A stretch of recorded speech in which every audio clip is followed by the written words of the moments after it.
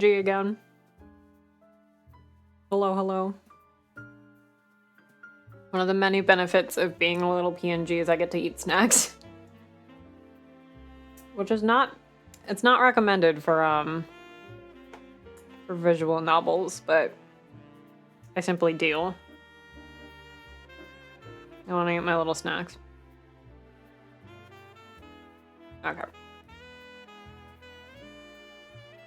I hope there aren't, like, munching noises. It'd be funny if there were. But hopefully there are not. Actually moved my, I moved my microphone recently. Hi, Demsic. I moved my microphone slightly. Because I was on a Discord call, like, on my bed, so I had to turn it the other way. I should probably get it back to where it was.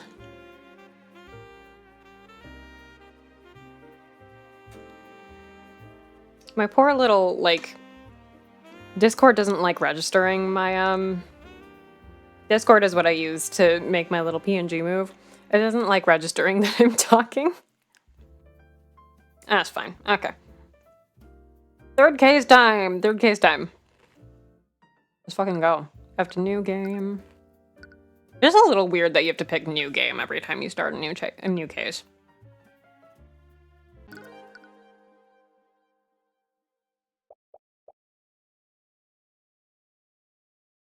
What?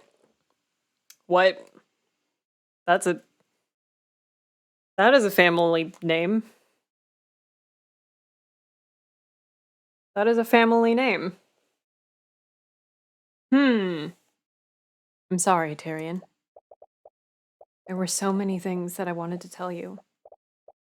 So many things that I wanted to show you. Oh my god, hi! But I'm afraid that I can't do that now. I need you to be strong now. This world is bleak, merciless, and unforgiving. But I've seen you. I know how bright the light within you is. Use my eyes. Peer beyond the divine gate as I once did.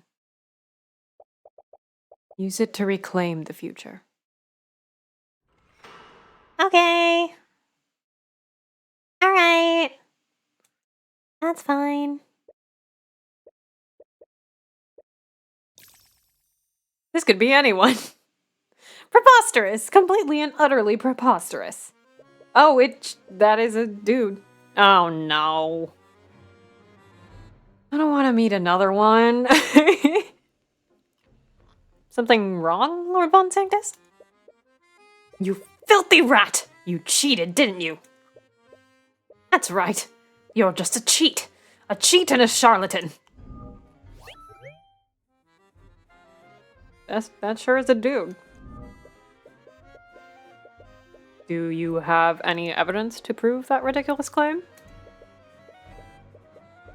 I mastered chess before you could crawl out of whatever rat hole you came from. You honestly expect anyone to believe that you could defeat me? Honestly, I'm just as disappointed as you are. I was expecting more of a challenge from House Von Sanctus. But I suppose all the gold in the world can't buy you a modicum of skill. You little upstart! Is this the fucker? Von Sanctus's acquaintance clears his throat and gestures subtly to the crowd of spectators. Everyone's attention is on him, and you can see the crowd muttering among us. His undignified behavior probably isn't doing any favors for his public image. Realizing himself, he tries to regain his composure. It's preposterous. He walks away, muttering the word preposterous under his breath a few more times. Sounds like he's trying to reassure himself more than anyone else. So that was something. Yeah, I knew that he'd get angry, but I didn't expect him to make a scene like that. Well, you did insult him. Not to say that he didn't deserve it. Come on, I love seeing these conceited nobles lose their minds when I beat them. It's half of the fun of playing these tournaments. Wow, where's this confidence when we're in the courthouse? That's... Court cases are different. I have to deal with real-world elements during a trial, and that includes Prosecutor Steelwind. Prosecutor Steelwind, huh? I wonder if she plays chess. Now there's a thought. You wonder if she'd be willing to play against you sometime. Well, that'd be fun. She can't be any worse than these pampered nobles. Anyways, we should celebrate somewhere in town. Are we going on a date? Even if he was a pushover, you just beat one of the top-ranked chess players in the kingdom. There'll be a chance to examine a familiar-looking hallway. Make sure you examine everything in it. Okay. You may need to point out the hallway when you hit it. To be honest, you had your reservations about returning to the city of Oranax. If you weren't facing one of the 4 pillars, you would have never come back here. You'd rather leave the city as soon as possible. Ooh. I saw a cafe while we were walking around. The food smelled great. I'd really like to go there. We could always go to one of the cafes in the capital. There are plenty of places to choose from there. Trust me, I've traveled around the world. There's nothing better than food from a thriving port city. No, she's right. Right, I suppose there's no harm in staying a little longer. Oh. She does have a point. The city streets seem livelier than when you last saw them. You see a lot of businesses that weren't there before, and they all seem to be very well off. Despite being a port city, Oranax used to look like a ghost town. Has the local nobility been investing in the city? You find that possibility very hard to believe. Interesting. Is this our hometown? You arrive at the cafe that Celeste told you about. As you enter, I clicked away. You're struck by a powerful aroma of freshly baked pastries and coffee. The scent of the baked goods swirls around you. You take a moment to inhale the enticing smells. You have to admit that it's making you very hungry.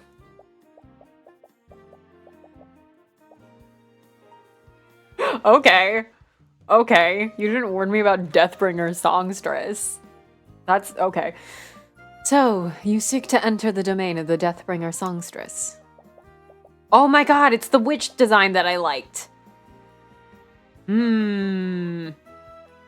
Well, if glory is what you seek, then look no further.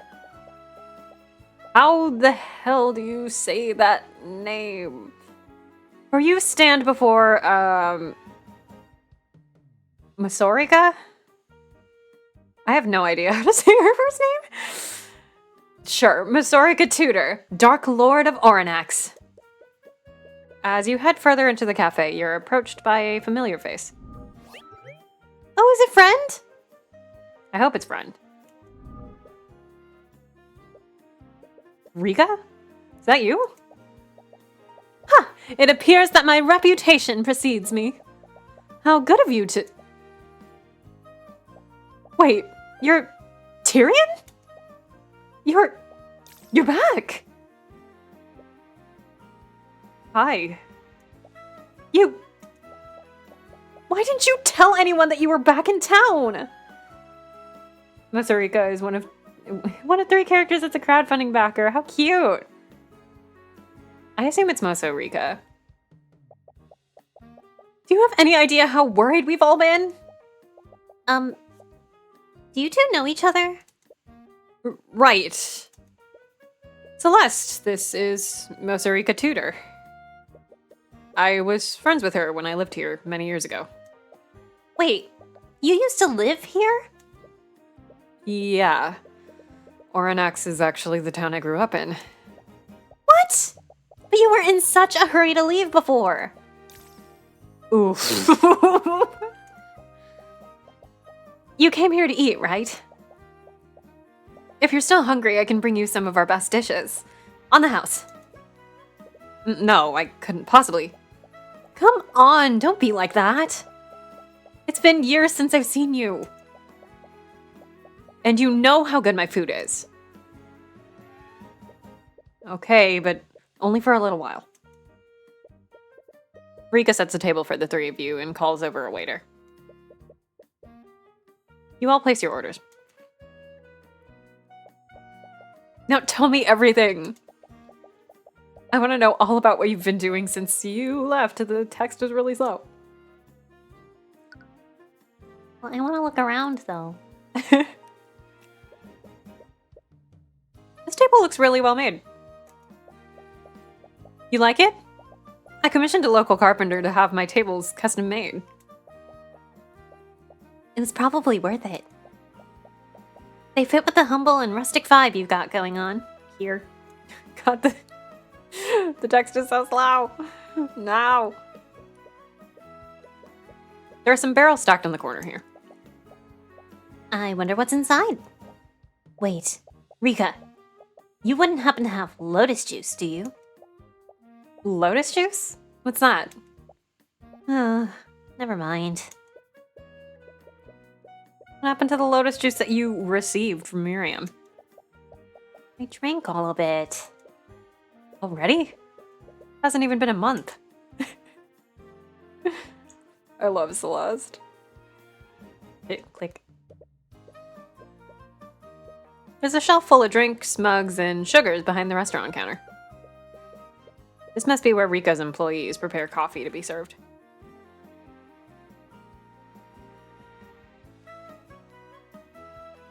Hello? There we go. Rika seems to have decorated the entire cafe with several plants and flowers. The greens add a fresh and earthy ambiance to the restaurant.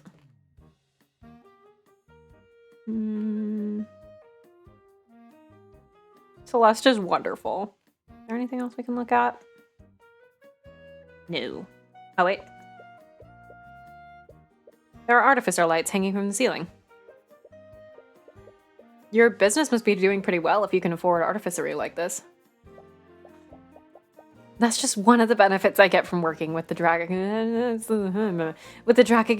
With the Dracagan Trading Company? Sure.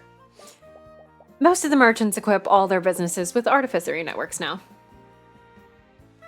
Okay. Why is it running so slow? So, were you gonna introduce us? Right. How are the stream settings? The stream settings are the same as they were last time. Hopefully things are going smoothly. It says that I have a lot of drop frames still. My internet has been, like, worse these past few days than usual. So hopefully it's not, like, too bad. I'm gonna see if I messed with the... Hold on. Where are the options? Because it doesn't seem like the, It doesn't seem like the actual game itself is any slower. It's just the text speed. We'll just make it a little faster. This is Celeste McCoy. She's my bodyguard. Bodyguard? And Celeste, this is... Huh! As if I need such introductions. I am Mosarika Tudor, Dark Lord of Ornax, High Archmagi of the Cadmium Flames, and the proud proprietor of this cafe. Oh. Okay. Yeah, the next VOD will be up probably tomorrow. I was friends with her when I used to live here. She's a little eccentric, but she's a good person at heart. Hey! She's also a common folk mage like you. Ah, so you come from the same humble beginnings that I do. She's giving, Owain from Fire Emblem. Which spells have you mastered? I haven't really mastered any of them. I know about 7 spells, though. 7? That's almost 4 times the amount that I know. She's learned even more spells? She's been picking them up rather quickly. I've been usurped.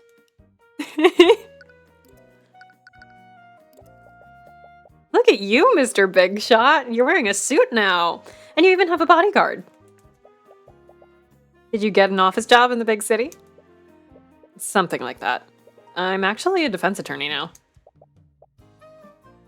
A defense attorney? Yeah, that is a really weird way to say aide. I see. Is that why you left town with that scary lady? Scary lady?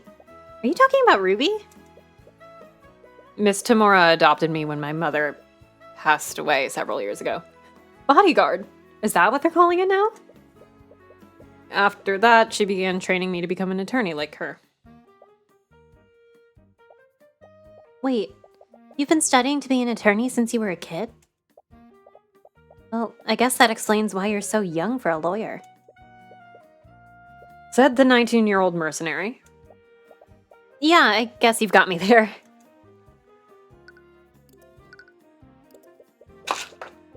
Are you the owner of this cafe, Rika? You always spoke about opening one when we were kids. Yep, and it's all thanks to the Drakagen Trading Company. The company's owner invested in my business idea after trying my food. Because of him, I was able to open up here, just like I've always dreamed. Drakagen Trading Company? I don't think I've heard of them. They're pretty small right now, and they're only operating in Oranax. But I hear that they're... It's so slow, why? But I hear they're planning to expand their operations throughout Wyverngard. I'm gonna turn the dialogue to the instant settings for today. I don't know why it's so slow. But I would have thought that Lord Von Sanctus would have weeded out any competition. Oh boy, magic lawyers, hi Nick. After all, he owns one of the largest businesses in the kingdom. Lord Von Sanctus? Isn't he that pompous noble that I beat in the chess tournament this morning? Wait, that was you? I didn't even know he was a businessman. Von Sanctus Industries invented those arcane constructs that we saw in the Imperial Academy. They're magical tech bros. How do you not know about these things? You practically fight against nobles for a living. Maybe you should start reading more about national politics. Renosuke moment. Is it just me, or does the city look less depressing than before? Oh, right. You left the city before the new merchants appeared. New merchants? Like from a merchant's guild? Yeah, the Drakagen Trading Company was one of the first ones. They started operating here and bought the Arcane Refinery a few years ago. After that, merchants from all over Wyverngard started coming here. Well, being based in a port city would definitely give them an edge. And their presence has really helped the city's economy. They aren't owned by the nobility, and they pay their employees a lot more than Von Sanctus does. It's really improved the quality of life for people here. I doubt Von Sanctus appreciates the competition, though. There's even talk about forming employee-run unions. Hell yeah! Yeah! Oh, Von Sanctus definitely won't appreciate that. So, you still play chess? Yeah, I'm nationally ranked, too. I heard that an upstart commoner defeated Lord Von Sanctus at a tournament this morning. Hell yeah, magic unions! But I had no idea they were talking about you. Upstart commoner. The name suits you, Tyrion. Hey, do you still do that thing when you play? No. What thing? Nothing. She's not talking about anything. Wait, you're actually embarrassed about it? When we were kids, you did even more than I did. What? What did he used to do? Why don't you show her, Tyrion? I'd rather not. Come on, show us Tyrion. The thing. I think I'm a little too old for this. You're never too... Oh my god, what the fuck is this? You're never too old to tap into your inner Chuny. Do it, Tyrion. Yeah, do it. The two of them began chanting, trying to pressure you. It draws the attention of the other patrons in the cafe. They don't seem to care about the confused looks that they're getting. It seems that you don't have a choice. You take in a deep breath. Oh my god, he's so embarrassing. Oh my god, I love him. I take it back, Rika isn't out in Fire Emblem. Tyrion is. Those who stand in the shadows, those who fear the light of divinity. Your Imperials will fall and your armies will perish. Kneel and cower before the divine gaze of the Eye of Horus.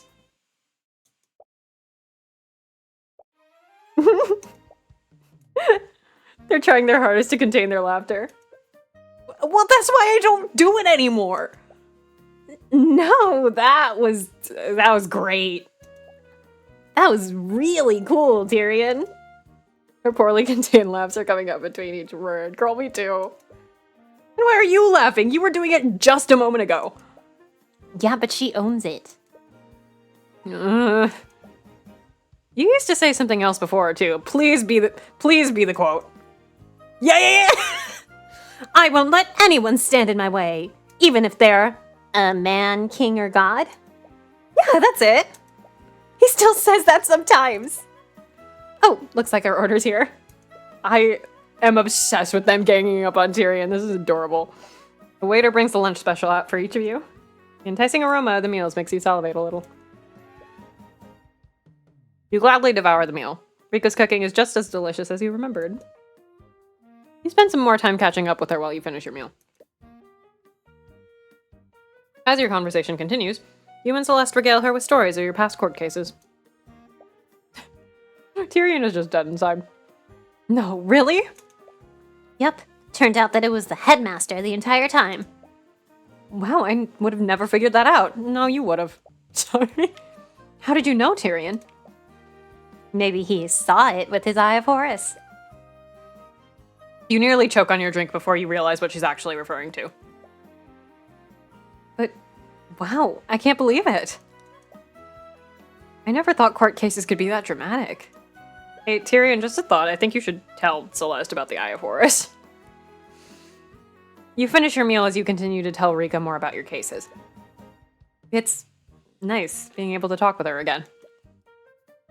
You tried so hard to leave everything behind after what happened. But you're happy that she seems to be doing well. Well, it's been nice catching up with you, Rika. But I think it's time for us to get going. What? But we just got here. Oh. It's okay. I'm sure you're pretty busy nowadays. I won't keep you any longer. But be sure to write, okay? Don't just go and disappear like last time. Yeah, I'll stay in touch. You better. That was really cute. Oh god, I hope Rika makes it through okay. You exit the cafe and make your way to the local Merchants Guild to rent a carriage. The city streets seem a bit more crowded than usual. It's a little difficult to make your way through them. Hey, Tyrion? Yeah? Celeste is fidgeting with her hands. She looks like she wants to say something, but every time she starts to speak, she quickly stops herself. This happens a few more times before she seems to give up. Never mind, it's nothing. Okay. You both continue to walk silently as you make your way to the Merchants Guild. Now! As you make your way there, the streets become more and more crowded. You hope the traffic won't interfere with the ride home. Bro! I don't like that! Hi, could we rent a carriage for travel to Ratholm? To Rat Home? New name for the... What the fuck is it called? New name for... Fuck, what the hell is the title of the movie? New name for the Grey Mass Detective just dropped. There we go. Oh, wow. Default Merchant's Bright again. Sorry, but my travel outside the city is temporarily closed. What? Why? What crime happened? Haven't you heard? The Knights of the Kingsguard have locked down the city. Set up a blockade and everything. Check the city gates if you don't believe me. Oh no! As you arrive at the city gates, you see the blockade that the merchant was talking about. A crowd of disgruntled townsfolk are angrily shouting at the knights stationed there. You again! This is outrageous! How long do you plan on keeping us here? Sorry, but we have our orders. We can't let anyone outside of the city until our investigation is complete. Oh, wait, is that supposed to be a generic nobleman sprite? If it is, whoops, it looked like a main character. There's an investigation? Did something happen? Can you at least tell us what's going on? Why is the entire city being blockaded? Oh, that's a... It didn't look like a generic sprite. God damn. It looks like I am Isoma, and so I was like, that's a main character. Sorry, sir, we're not allowed to release that information. We'll just have to make other arrangements while we sort this out. Actually, I haven't seen you two around before. I'll need to take down your names and occupations for our records. What? Why? It's fine, Celeste. We're better off just cooperating with them. It's an invasion of privacy, but you'd rather not resist orders from the King's Guard. I'm Tyrion Cuthbert. I'm a defense attorney. Fine. I'm Celeste McCoy, bodyguard. Thanks. You look over to the other King's Guard. They seem to be taking notes of the people here, too. They must be making a list of everyone inside the city. But for what reason? Oh, great! Thing added to our notes. I have an important engagement tomorrow. What am I supposed to do now? This can't possibly be legal. Townsfolk continue shouting at the knights. But it's clear they won't be budging anytime soon. What do we do now? Oh no, I guess we have no excuse but for not going back to see Rika. What a shame. You notice that it's starting to get late. We don't know how long the city will be blockaded. We should find a place to stay overnight, just in case.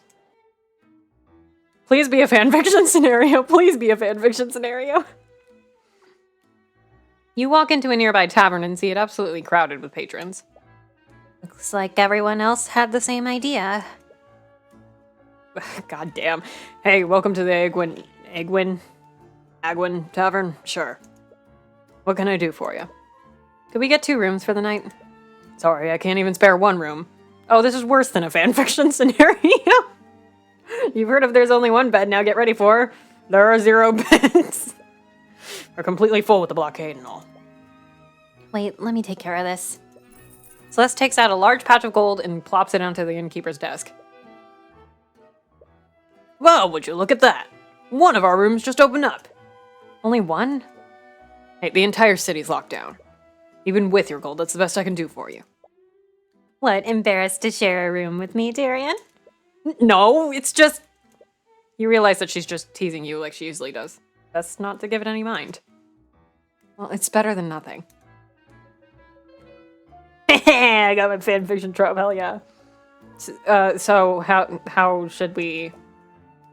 Oh, I was just kidding before. You can have the bed, I'll just sleep on the floor. What? No, I can't just let you... Please, we may both be commoners, but you live a cushy life in the city. I'm a mercenary. I've lived on the road for years. I sleep like this all the time. Just got you there. Right, but let me know if you change your mind. Yeah.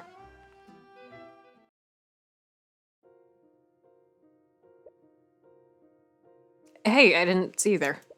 I was just walk past him. What? Hello? Hey, quit shoving me. Wait, whoa. Oh. Holy crap, pull me up. I can't hold on for much longer. Oh, you idiot, what are you doing? What? Grab his arm and pull him up. This is just like Sherlock and Co. Oh, my hand! What the hell are you doing? Your grip is too tight, stop that! I live with people. Wait, I can still... Hi, what the fuck happened? No. No! What happened? I should have been able to... By the skilled lord, he fell in. No. I can use this. That's right. I can still make this look like it was all his fault. Oh, that was a quick save point.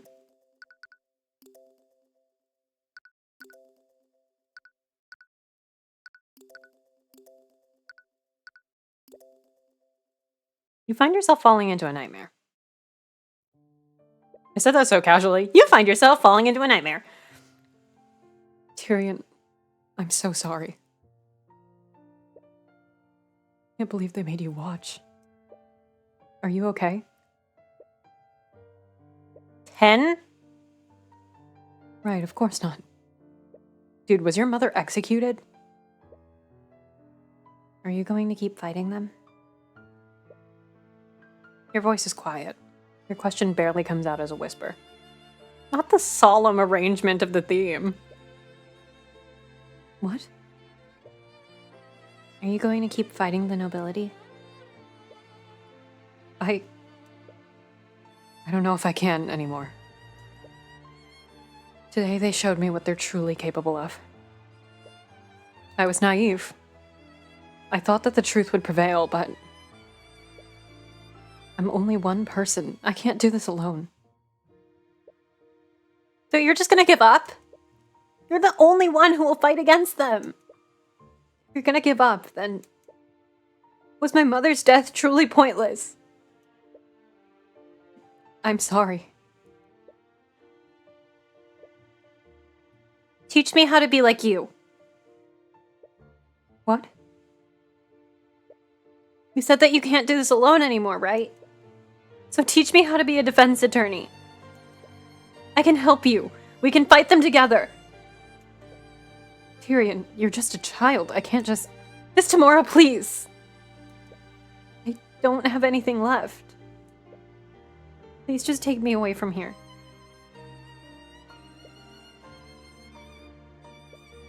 You clutch her hand tightly, feeling the fading warmth of the final message that your mother left for you. It's the last comforting memory you'll have of her. It's a memory that you'll never experience again. Mom. Oh, what the fuck, man? Hello? You're startled awake. After some confusion, you realize that it was all a dream. You didn't have any trouble falling asleep, but your slumber was less than restful. Been a while since you've remembered that day. It's all the more reason to leave the city as soon as possible. I think we should give more first-person protagonists terrible, horrible, traumatic pasts. Celeste, are you up? Huh? Celeste was wistfully staring out the window, watching the rain. Her head whips towards you when she realizes that you're awake. Are you okay? What's wrong? Nothing. It's nothing. Oh, wait. She's so cute. He wasn't awake, was he? He doesn't seem keen on sharing. It'd be best not to pry. Anyway, do you know if the city is still under lockdown? I haven't checked yet. I was waiting for you to wake up.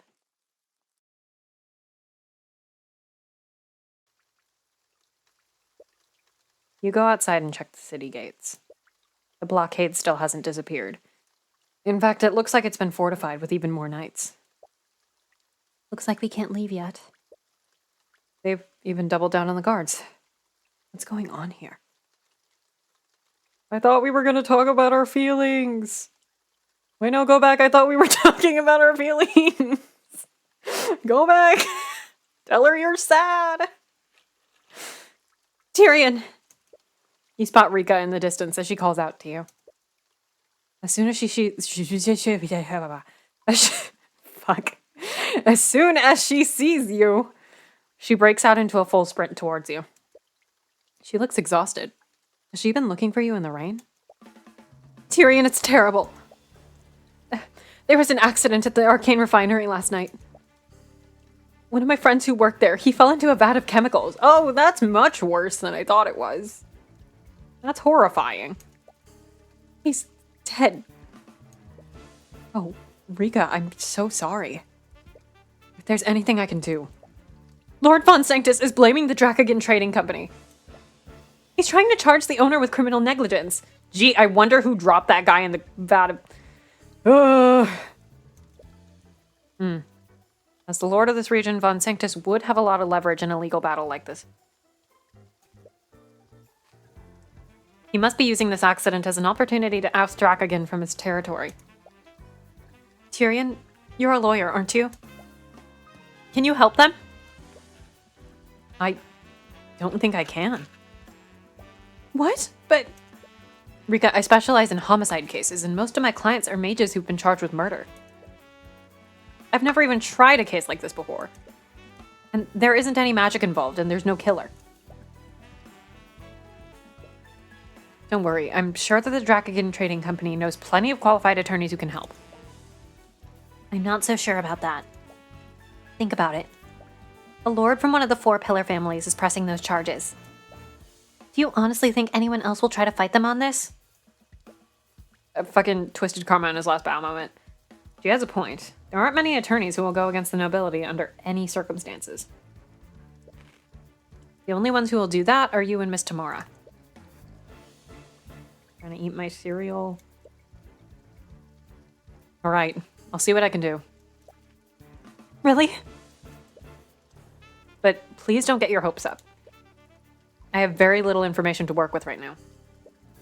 And to be perfectly honest, I'm really out of my element. That's okay. I'm sure that Mr. Dracogen will take any help that he can get. I don't know how I feel about the pronunciation of Dracogen. Dracogen? Dracogen? I don't know. Mr. Dracogen? He's the owner of the Dracogen Trading Company. He should be at the old Arcane refinery right now. That must be the scene of the accident, too.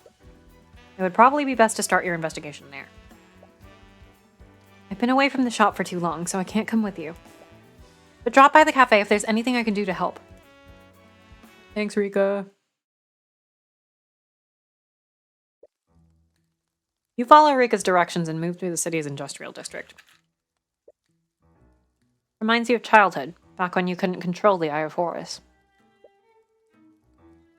You always avoided this part of the city. It was always covered with an overwhelming fog of misery and fatigue. The fog will come after several days of rain.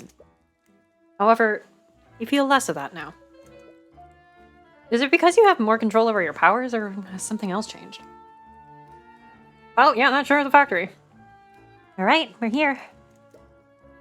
You arrive at the refinery and see that there aren't many people around. I dropped something off my desk. The few people you do see appear to be from the City Watch. Operations must have been halted after the accident.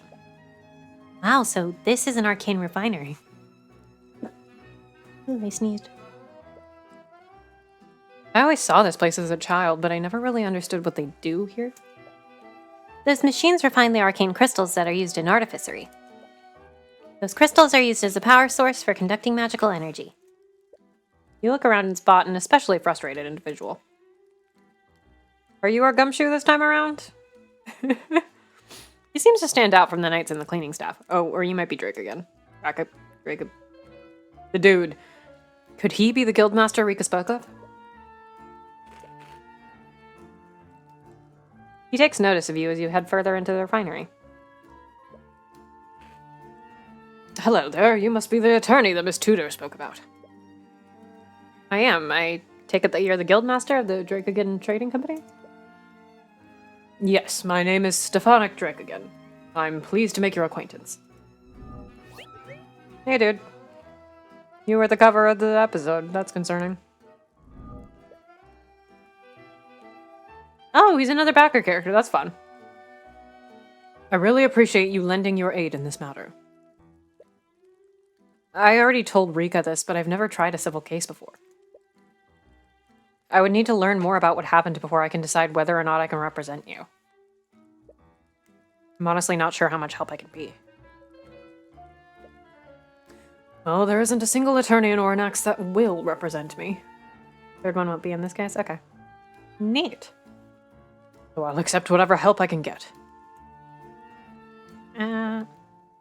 Celeste was right. All the attorneys are too afraid to stand against Lord Von Sanctus.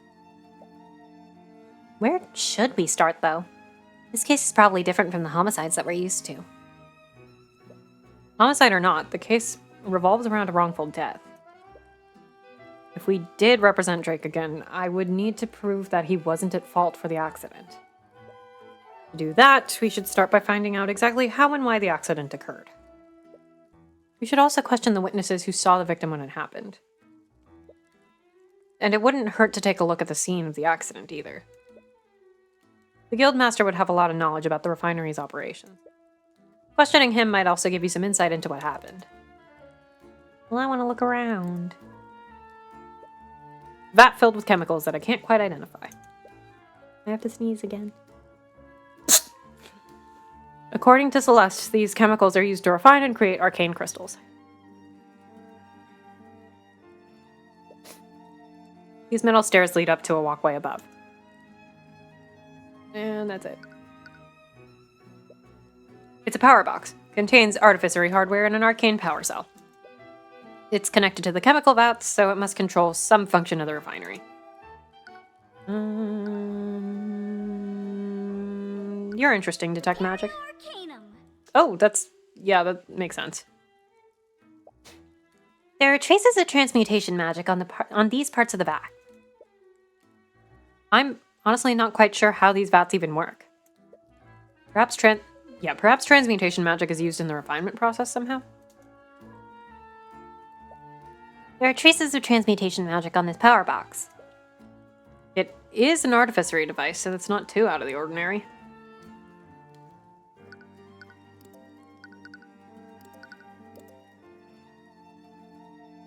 To start, could you tell us exactly what happened? Well, it all began during the work rush yesterday evening. One of my employees fell from the walkway and into a vat of magical chemicals. Those chemicals contain extremely volatile and destructive evocation magic. Because of that, he unfortunately died before we could have pulled him out. I see. But that all just sounds like an unfortunate accident. Why is Lord Von Sanctus blaming you for what happened?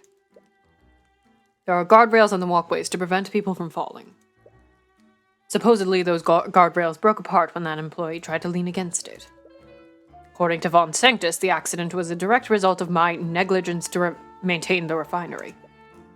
But my employees have taken great care to inspect and maintain the facilities. I have no idea how this happened. Is he telling the truth? This could all just be lip service. The only way to know for sure is to inspect the walkway yourself. Earlier, you said that the victim was an employee of yours. Could you tell us more about them? Yes, I hired him just a few months ago. A shame what happened to him. He was a young man named Justin Way. Because he was just in the way? Oh no! Was he a good employee? He was a hard worker, but he was a bit rough around the edges when he first started. Before working for me, I heard that he'd always spent his time with the local delinquents.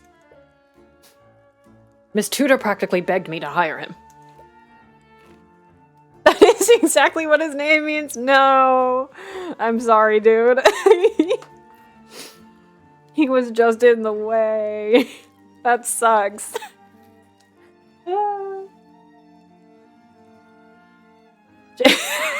Sorry. She told me that she wanted to turn his life around. That does sound like something Rika would do. We always had a habit of getting involved in our friend's personal business. Rika helped Justin. I imagine we're not gonna get a picture of Justin then if he has such a NPC name. Yeah. Poor guy. I'm sorry, dude. When you Damn it.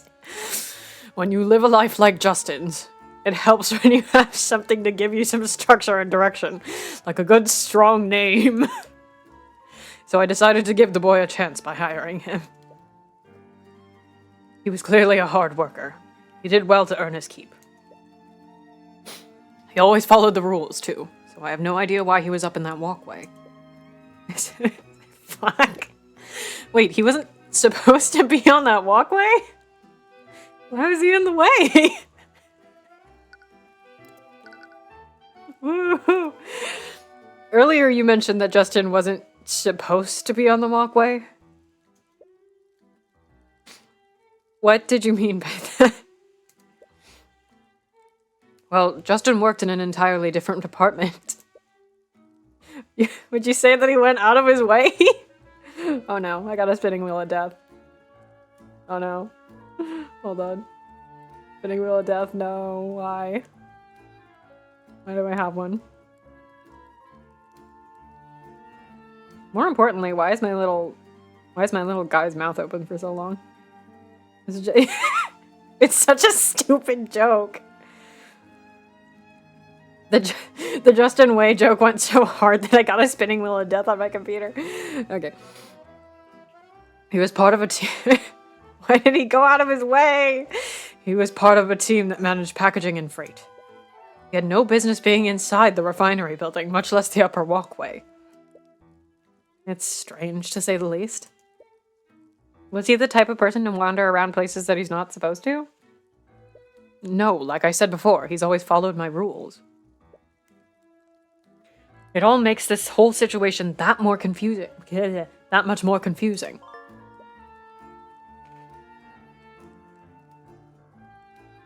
Shut up, Creative Cloud. Not now. Was there anyone around when the accident occurred? Did anyone see Justin fall?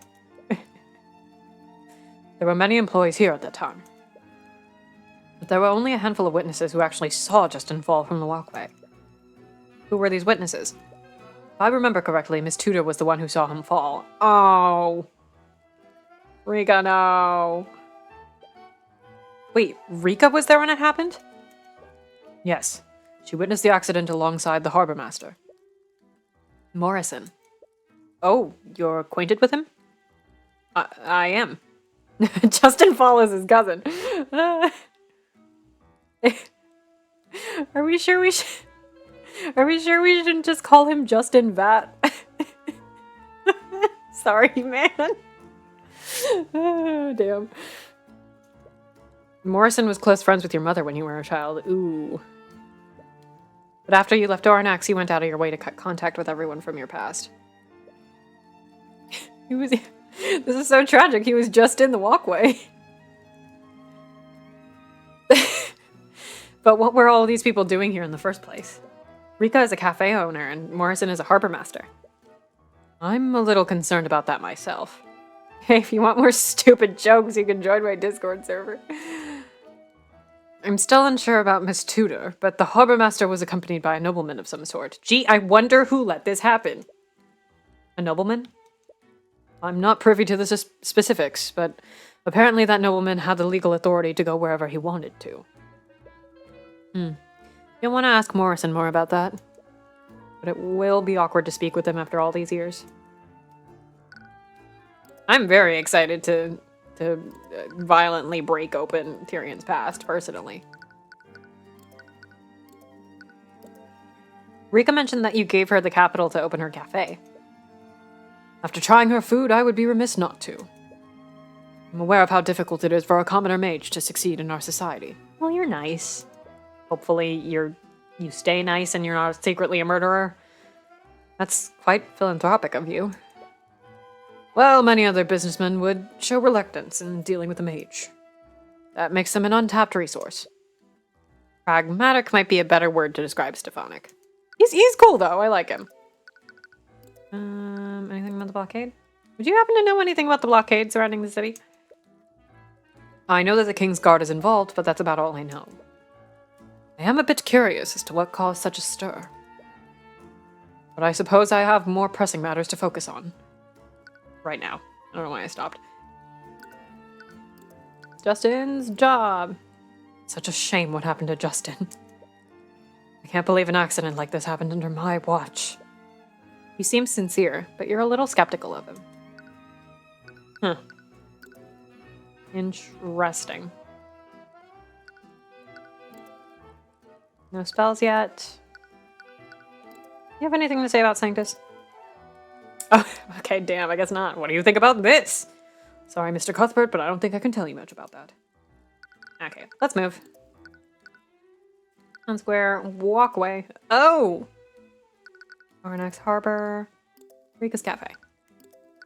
Walkway. That's not horrifying at all. Tyrion, do you need me to scan for magical traces? Well, there aren't any magical elements in this case. But I suppose it wouldn't hurt to check. I am going to guess before she casts Detect Magic that someone magically rusted this. Alright. Let me look at shit first. It's a vat of dangerous magical chemicals. Supposedly they're corrosive enough to dissolve anyone unfortunate enough to fall into it. Bitch, that's the Joker thing. That's what... that's what made the Joker look like that. Oh, I missed what she said. Oh, what the fuck? Ah, no! Go back. Celeste is watching you carefully. She can be a little overprotective at times. She is your bodyguard. That is her job. You do pay her for that. Looks like the guardrails completely broke apart. The rails are completely rusted, too. Was Drake again lying about properly maintaining the site? I don't think he was. I think somebody did that. Anything else over here before I have Adrosaurus detect magic? No. Repario Arcanum. Yep. What? What's wrong? There are traces of transmutation all over the guardrails. Tyrion doesn't pay her shit. Yeah, true. It's all Ruby. It's all Mom. Transmutation? Do you see those traces anywhere else on the walkway? No, it's only this area. Transmutation on the guardrails has been added to your notes. Transmutation is the school of magic that changes the properties of physical objects. Usually mages use transmutation spells to strengthen and repair objects. Rusted it! Someone used a spell to change the physical properties of the guardrails. Judging by the current state of the rails, we can only the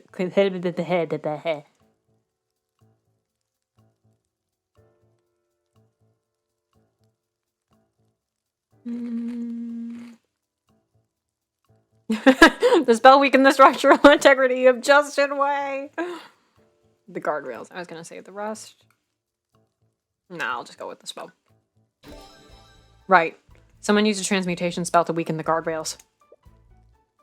Afterwards, the guardrails were so weak that Justin accidentally broke them. And only these guardrails were weakened. The sabotage rails are right next to this vat of corrosive chemicals, too.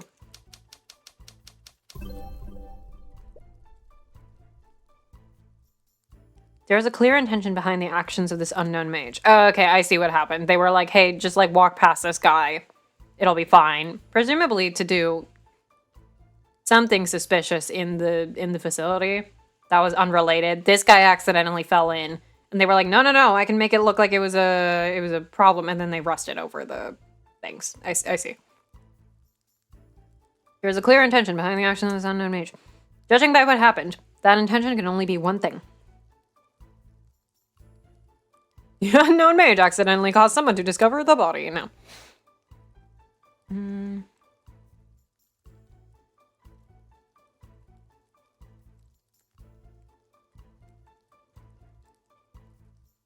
Accidentally caused someone to fall. Accidentally caused someone to fall off the walkway? Oh, I see.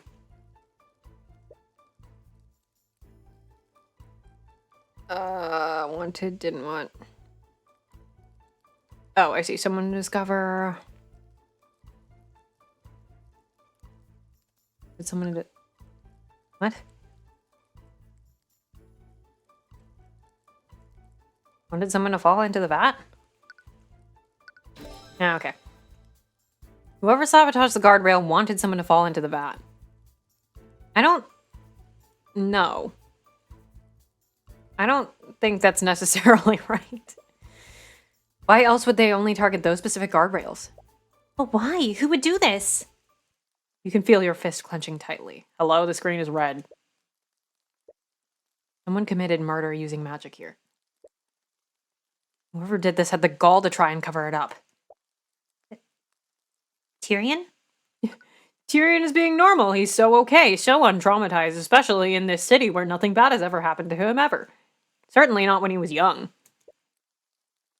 You won't forgive whoever did this. When you're through with them, you will make them feel a fraction of the misery that your mother... Tyrion! What? You okay? Right, sorry. Anyway, if it weren't for your detect magic, everyone would have written this off as an accident. Magical traces are only detectable for 48 hours after a mage casts a spell. That means that whoever cast the transmutation spell did so recently. Right. Can you guys talk? Please? Please? Go back to detect magic, Arcanum. just in case. There are traces of evocation magic on the chemicals in these vats. That makes sense. Evocation is a school of magic for spells that create and disperse energy. These chemicals probably induce some sort of magical reaction to create arcane crystals. Okay, that's it. Yep. Right? I'm not missing anything? No, okay. Let's leave! See if there's anything else we can say here. Maybe this is a bad idea, and Tyrion will say so, but... You should notify Drake again about the traces of transmutation that you found. But perhaps you should wait until you obtain more information first. Okay, yeah, that's what I thought. After all, knowing about a potential saboteur might unnecessarily stress him out. Even more so if you don't have enough information. Not fair. Let's leave for real this time.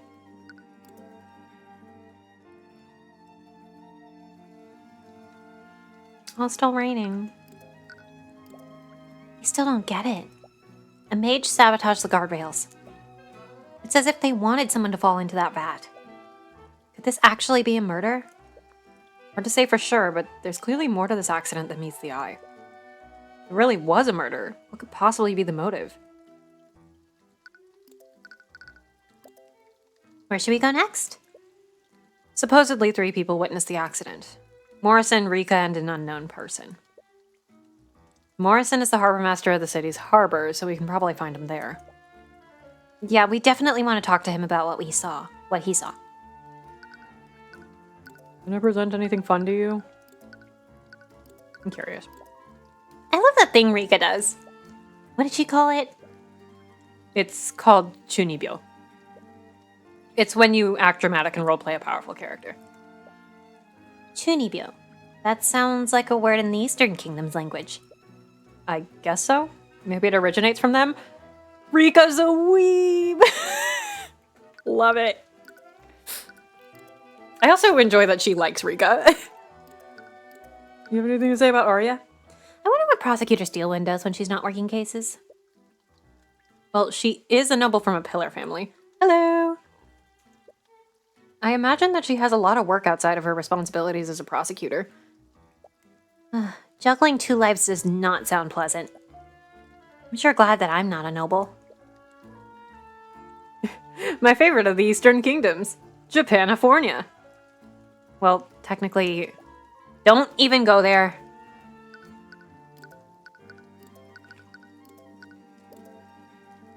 nothing. Where is Ruby? Where's she hanging out?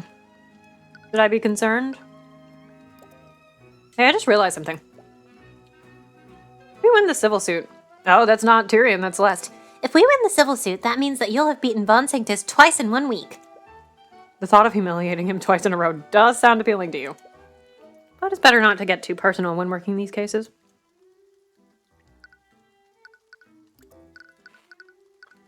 I think we have to go check out his past, guys.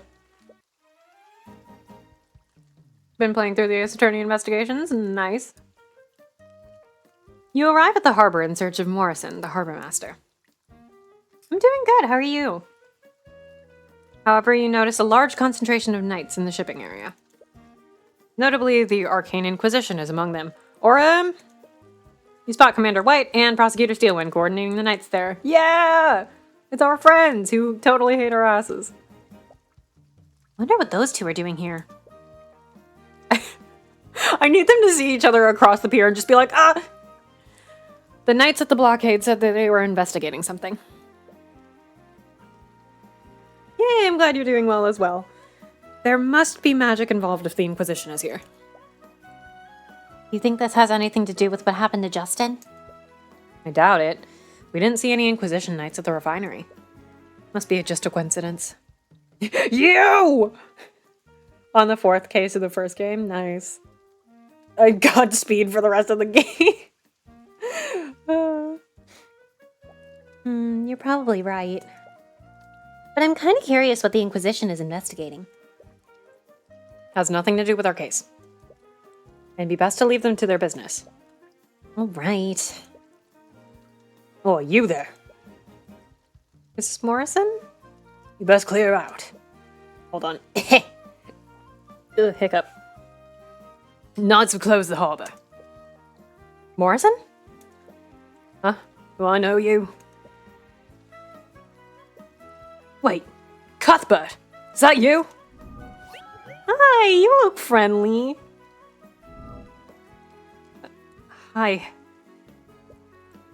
I heard from little Morsarica that you were back in town. What can I do for you? We heard that you were at the refinery yesterday.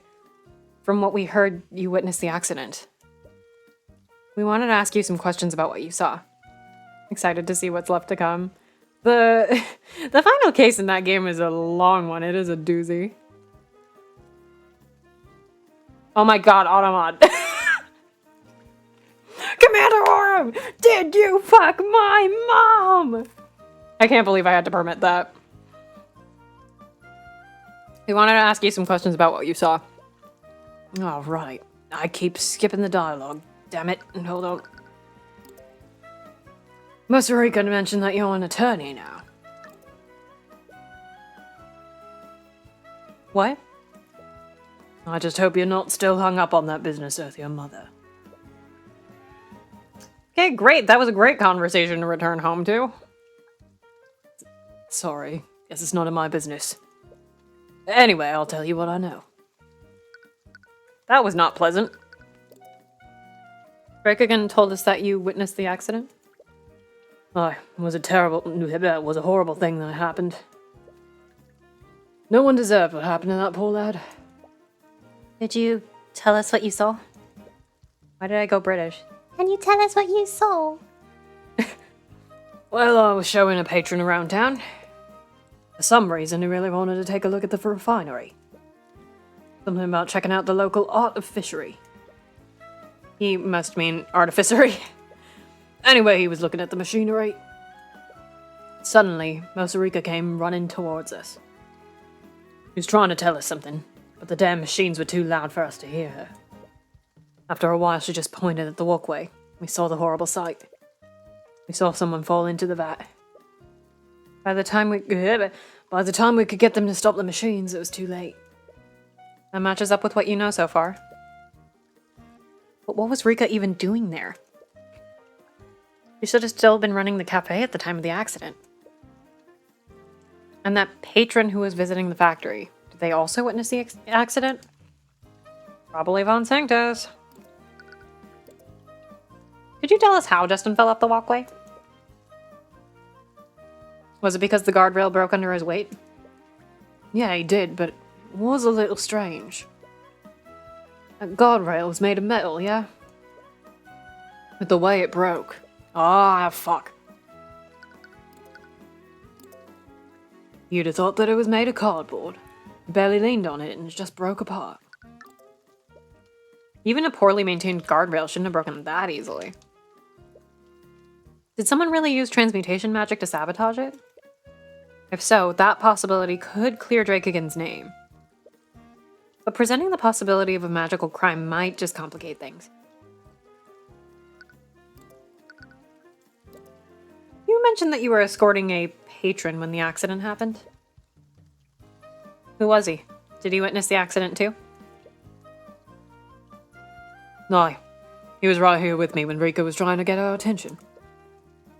It'd be hard to miss it with the commotion she was making. As for who he was, motherfucker. Motherfucker. He said his name was Aster. Aster. You don't know anyone by that name. Why does that name sound familiar? Oh, and Arya's on the case. No. No, this is so messy. Do you know what his surname was?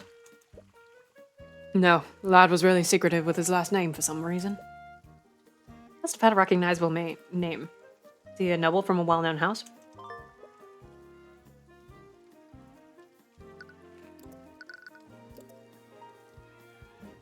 Why were you escorting this Aster in the first place? Don't you have to manage the harbor? Well, I can't really manage anything because of them. He gestured towards the Inquisition Knights crawling up here. He blocked all sea travel out of the city till this mess is sorted out. You have a lot of knights investigating the harbor. Do you know what they're looking for? Well, you didn't hear this from me. But according to them, Aster's ship just up and vanished in the dead of night. No! That's not good. Vanished? As in someone hijacked it? That's the thing. Guards would have noticed if someone had driven off with the ship, especially one of that size. From what I heard, one of the guards could have sworn that they saw it vanish in a flash of light.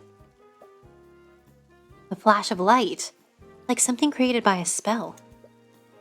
What kind of ship was it? Do you know how big it was? From the size of it, say that it was probably a galleon. That's a big ship! A galleon? A spell of that scale would have to be pretty powerful to affect a ship of that size.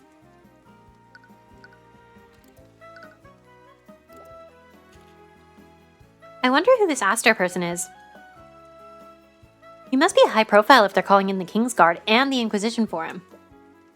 All over a missing ship. You spent some time with him, am I correct, Morrison?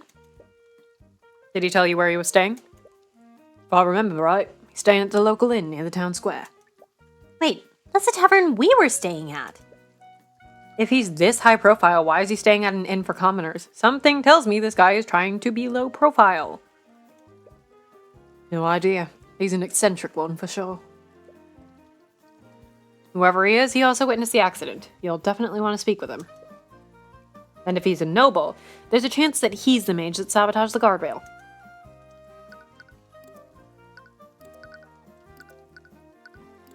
You have anything to say about me? Oh, I can still remember the days when you were just a small boy.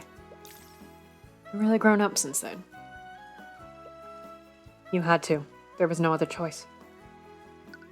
Damn, okay, wow. Yeesh. By the way, you haven't introduced me to your friend over here. Oh, right. Morrison, this is Celeste McCoy, my bodyguard. Bodyguard, huh? When I first saw you two, I thought she was your... No. It's not like that. Our relationship is purely professional. Professional? How could you say that after we shared a room together? I love Celeste. Can you not? Sorry, you make it so easy sometimes. He's stuck like that. Oh my god. That's really good. You have anything to say about Ruby? No. I love Celeste so much.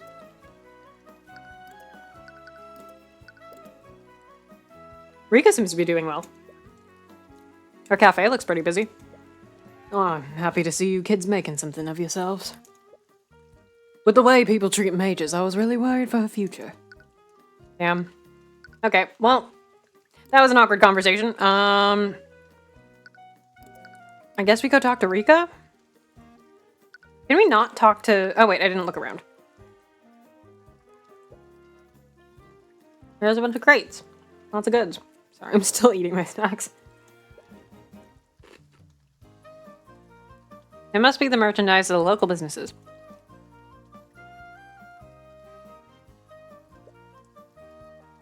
A row of houses line the edge of the harbor. When I was a kid, I always dreamed of saving up enough gold to buy my own house on the harbor front. Well, you have a job as an attorney now. You can always move back here. No, if possible, I never want to return to this city again. Oh.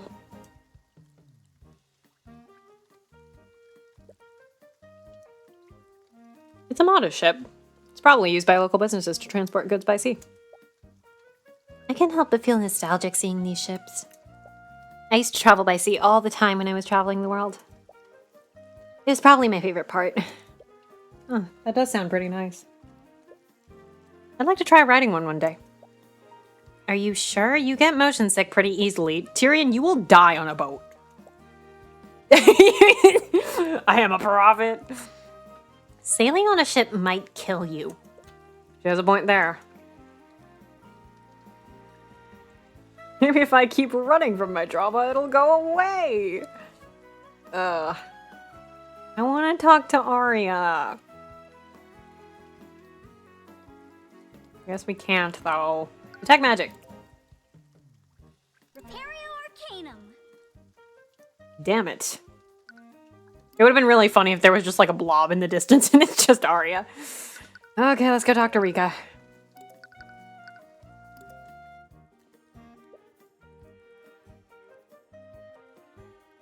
You arrive at the cafe and see that the restaurant is packed with customers. You don't see Rika anywhere, though. You must be preoccupied. Perhaps you should check in when the restaurant is less busy. Yeah, maybe we should wait until it closes. Huh. Is this the hallway in question? Morrison said that Aster is staying in one of the rooms at this tavern. Let's pull a Yakuza 3 and kick down every single door until we find the right one. But which room is it? We could always just check each room. That might irritate the patrons, though. And if Aster doesn't want to be found, we might alert him if we annoy too many people. Guess you're right. Your family owns a tavern, right? If you had to put a VIP somewhere, which room would you choose? I guess it would probably be the one at the end of the hallway. That's the one I use at my family's tavern.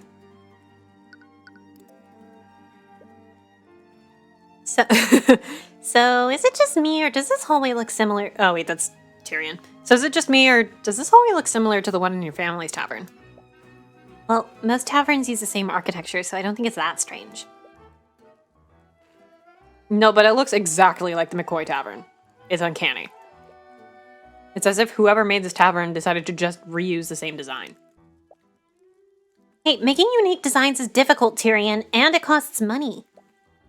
Do you really think developers should be spending resources on a location that you'll only see once? I don't know, it just seems kind of lazy.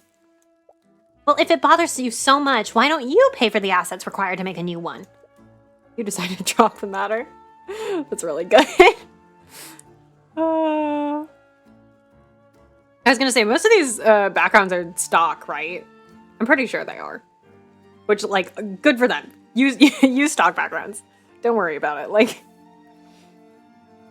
according to Celeste's intuition, the innkeeper would probably have given Aster this room. You approach the door and firmly knock on it. Hello? Someone does come to answer the door, but they only open the door a fraction of the way. The crack in the door is less than an inch wide. You can't get a look at the person's face. I'm terribly sorry, but if your business isn't urgent, I'd like to be left alone. Sorry if I'm intruding, but are you Aster? My name is Tyrion Cuthbert. I'm the defense attorney of Stefanik Drake again. From what I've heard, you witnessed the accident at the refinery yesterday. I was wondering if I could ask you a few questions about what you saw. Whoa. Okay. You're a color palette. You're certainly a specific color palette and silhouette. I'm going to put that thought away for now. On hearing your name, the man fully opens the door, and you're finally able to get a good look at him. He definitely stands out from the other patrons of the inn. He must be the wealthy patron that you're looking for. Tyrion Cuthbert, the protege of the infamous Ruby Tamora. So you know who I am? I do. I know you very well. I'm your biggest fan! Oh my god!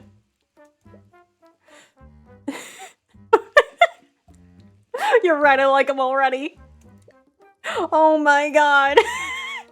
What? I can't believe it. The infamous Tyrion Cuthbert is standing right in front of my tavern room. What? I've read all about your feats, Mr. Cuthbert. You successfully indicted the head of House Pierce. You didn't think twice about confronting a member of House Freyga. And you even defeated Lord Von Sanctus in the chess tournament yesterday. I'm so lost right now. Yeah, you sure are a color palette. And you must be Celeste McCoy. Tyrion's first client and the Crimson Demon of the Eastern Kingdoms. How did you find out about that name? Would you say she's like a dragon? The Crimson what? Don't ask. Anyway, if you are Aster, does that mean you witnessed the accident with the Harbor Master yesterday? As far as Fire Emblems go, he's giving very Henry Fire Emblem Awakening. Yes, I did. Are you going to interrogate me about what I saw? I'll answer whatever questions you have. You've never met a witness that has been this eager to cooperate. But hopefully this means he won't hide any details about what he saw. Why do I feel like you're going to be a very lot of heart type? Prepario Arcanum. No, you made me tell you the thing. What is the demon of the Eastern Kingdoms?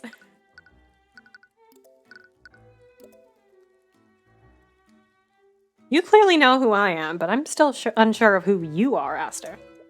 Ah, my apologies. But I would prefer to keep my full identity hidden for now. He's within his right to do so, but you can't help but feel a little suspicious. In any case, what is your business in Oranax? I was accompanying a ship transporting goods to Lord Von Sanctus. The same ship that was magically stolen? He is the Crown Prince, right? Like we know that already? The game just is like Tyrion forgot. Like he totally is both the Crown Prince and also Aster's fiance. Not Aster, Arya's fiance. The same ship that was magically stolen? I'm surprised you found out about that. The Kingsguard have been trying their best to keep that information hidden. But I suppose I wouldn't expect anything less from you, Mr. Cuthbert. Flattery will get him nowhere. What was on that ship?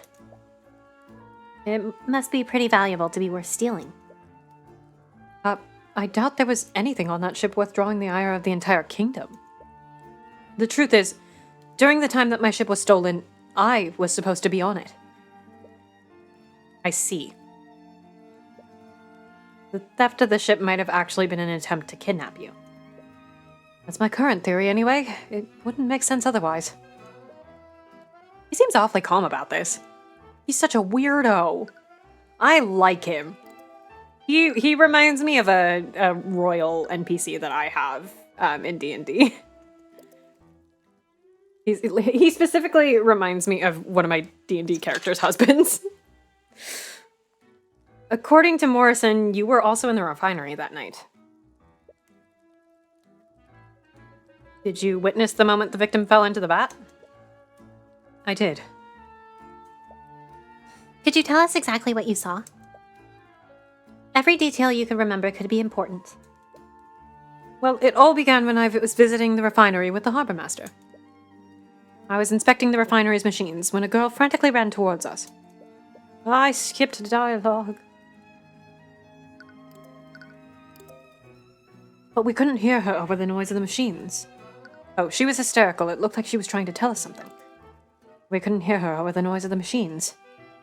When I realized that we couldn't hear her... when she realized that we couldn't hear her, she simply pointed at the walkway. That's when we saw Justin Way fall off of it and into the vat.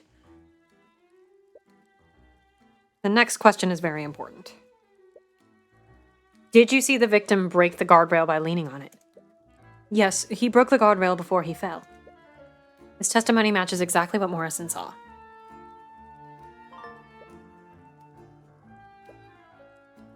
The way he fell was very strange, though. Strange? What could he mean by that?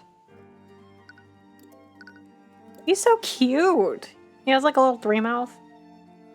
You mentioned the way that the victim fell was strange. Did you feel like the guardrail broke too easily? Why, yes. How did you know? It matches the statement that the harbor master gave us. That's when we saw Justin Way fall. I'm sorry, Mr. Cuthbert, I just can't with that name. You don't want to reveal the traces of transmutation that you saw in the walkway. At least not yet. But, yes, the guardrail broke the moment that Justin leaned on it. And his body was extremely limp when falling too. His body was limp? Normally when falling from a great height, one would flail their arms, yes? When I saw him falling, he wasn't moving at all. He T-posed on the way down. He wasn't moving? Did you see the expression on his face? He might have been unconscious. I'm afraid I couldn't see anything on his face. It was much too dark for me to make out his features. Wait, you didn't actually see his face? How did you know it was actually him that fell in? Well, who else could it have been? No one else has been reported missing. They also found the remnants of Justin's body in the vat. You just straight dabbed. Full YOLO, Mr. Cuthbert. It was definitely him that fell in. That's true. You don't have much reason to believe that Justin might still be alive. Especially not when he was in the way like that. Are you a mage?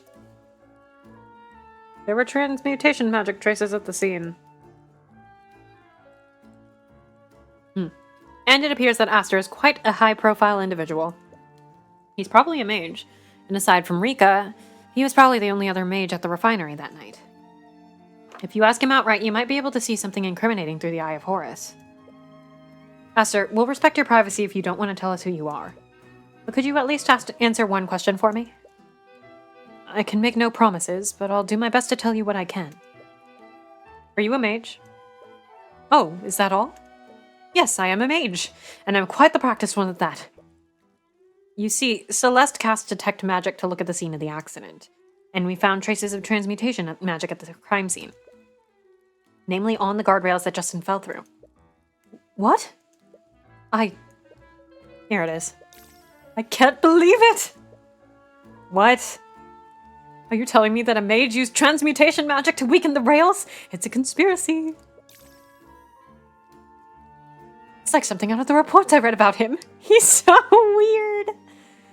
Wait, does that mean this was actually a murder made to look like an accident? You don't see anything incriminating, and you can read his thoughts clearly. His feelings of happiness are a bit off-putting, though.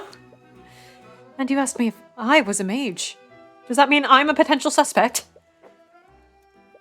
This is the greatest thing to ever happen to me. This is the first time you've met someone that's happy to be suspected of murder. Oh, he must think less of me now. Sorry, it's not right of me to get so excited about something this serious. But it's like something right out of a mystery novel. That's not the reaction you were expecting. Nevertheless, it doesn't look like there are any incriminating thoughts in his mind. And the emotions that he was emanating were all positive. There wasn't a drop of fear in there. What could this mean? Either way, it looks like you found out everything you can from Aster. You should move somewhere else.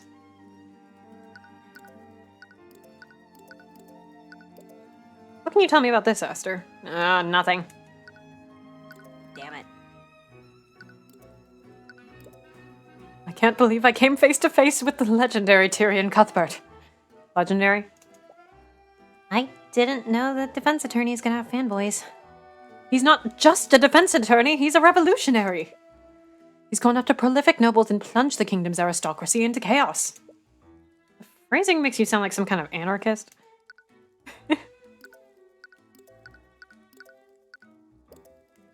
So, what exactly is a Crimson Demon? I thought I'd finally gotten rid of that name. It's a name people called me when I was working in the Eastern Kingdoms. Legends say that she cleared entire regions of bandits within days. The very gaze of her demonic glare drove fear into the most hardened of warriors. You snort out a small laugh as you hear that. Oh, shut up. Hee. Wait, if you're here, is Ruby Tamora here too? She isn't. I originally only came here for the chess tournament. I didn't know they actually answer it. Surprise! I didn't expect to be working a case while I was here. In truth, you wanted to leave the city as soon as possible. Damn. No Ruby this time.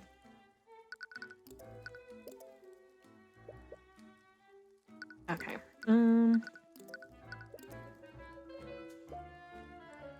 Okay. We definitely already talked to him about that. Oh, he's probably gonna love the attorney's badge. No, he doesn't have an... Tragic. Okay, I think that's it. Why do we not have that in the spell? Oh, because we don't have a specific spell, I see. Let's move. Where were we supposed to go? Cafe, probably? Tyrion, you're back! Did you talk to Mr. Drake again? I did. I'm still not sure what to make of him just yet. But after what I've seen today, I don't think I can turn a blind eye to what's happening. There were traces of transmutation magic on the guardrails. Yeah, I fucking love Aster. Regardless of their motives, someone sabotaged those rails with the intent of harming an employee of the refinery. If this truly was a murder, you have to find out who did this and why. I'll represent him in court for the criminal case. Thanks, it really means a lot to me. On that note, you were at the refinery when the accident occurred, am I correct? Yes, I was. May I ask you a few questions about what you saw that day? Of course, I'll do whatever I can to help. Oh, psychological profile, interesting. By the way, why were you at the refinery that day? Didn't you have to work at the cafe? I was making a food delivery to Justin. Wait, you were delivering food to the victim? Yeah, he never had the time to make his own dinner. So I always delivered his dinner just during his evening break. But that night I couldn't find him in the freight area, so I went looking for him in the refinery building. So the accident happened while you were delivering his food. Ooh, Fimsh.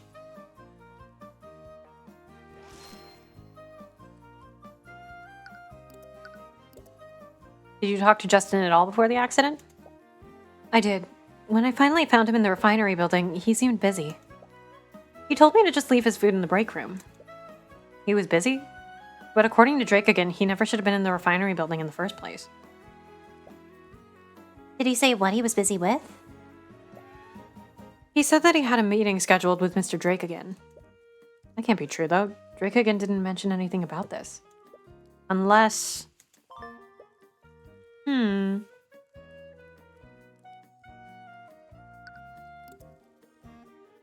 Yeah, I was just on the way. We've gotten a few witness accounts already, but I just wanted to double check. What did you see during the accident? I'm sorry. I'm sure that it was a disturbing sight. You need to take a moment? No, it's okay. It happened after Justin told me to leave his food in the break room. It was my first time inside the refinery, so I spent some time looking at all the machines. That's when I suddenly heard a strange sound from the walkway. When I looked to see what it was, I saw Justin fall from there. I tried to find someone to help him, but no one could hear me because of how loud the machines were. Before I got them to understand what happened, it was already too late. Did you see the guardrail break when Justin fell off the walkway? More specifically, did it break from Justin's weight? I'm honestly not sure. I was too busy trying to find help. Huh. You have matching witness accounts from Aster and Morrison. They saw the guardrail break.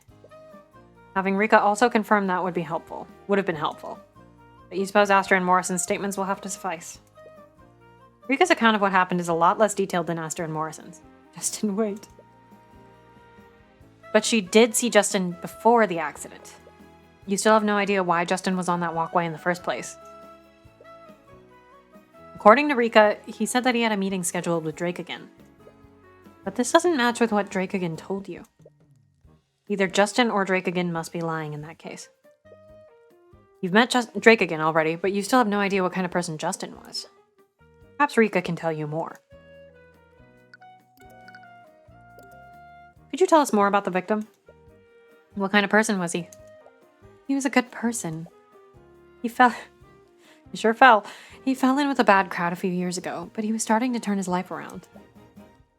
I saw how much he was trying to change, so I asked Mr. Drake again to give him a job. I really wanted to help him change his life for the better.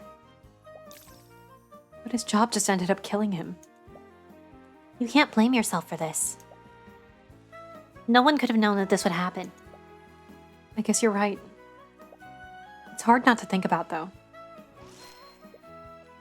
Was he the type of person to go places he wasn't supposed to be?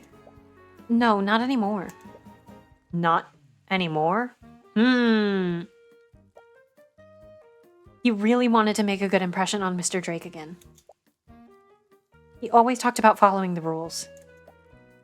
He even got mad at me a few times when I accidentally broke Drake again's protocols.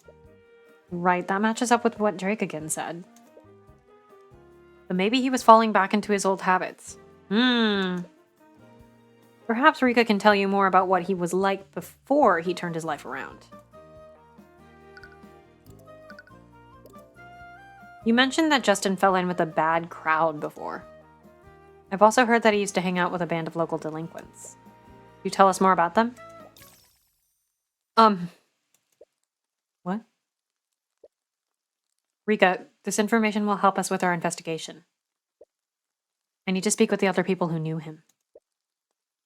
You know where I could find his delinquent friends? I'm really sorry, I didn't know him that well. I should keep quiet. It might make him mad. Rika, are you hiding something from me? What? Of course not. What would the Dark Lord of Oranax possibly have to hide from you? Yeah, she's definitely hiding something. You'll need to argue against her if you want the truth. We don't have a full psychological profile yet, though. Maybe we just try it anyway?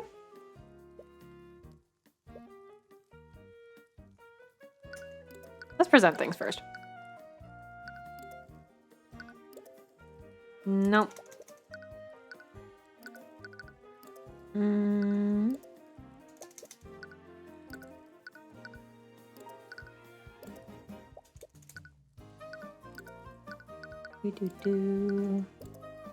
terribly sorry for what happened to Justin. Yeah, it's difficult to think about sometimes. You always hear about these things happening, but you never expect them to happen to people you know. But have no fear. It will take more than this to bring down the High Archmagi. Oh, you can do it without the full profile. Neat. She's reverted back to her Chuny personality. Oh! Well, that worked.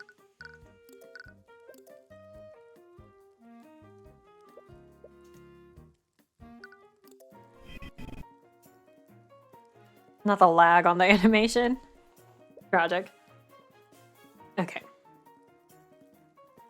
Masarika Tutor will perform questionable acts to protect the people she cares about. She has your best interests at heart and will always act in a way that she thinks is beneficial for your well-being. She isn't very good at deception. She will often revert to her dramatic Chuny personality when trying to hide the truth from you. Well, that's interesting. She has a distinct tell. Just be honest with me. I'm not hiding anything. I really don't know that much about him.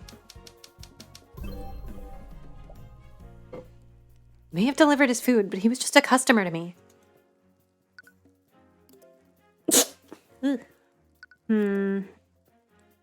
No, you wanted to help turn his life around, didn't you? I might have believed that you delivered his food because he was a good customer, but that wasn't all you did for him. You saw that he was trying to turn his life around, and you begged Drake again to set him up with a job. You wouldn't do that for a customer you barely knew. Well, that still proves nothing. I am Mosarika Tutor, High Archmage of the Cadmium Flame. Is it so hard to believe that I took pity on a stranger?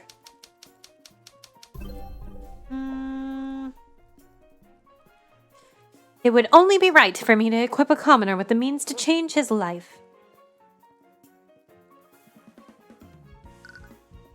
Oh god, I have to keep sneezing.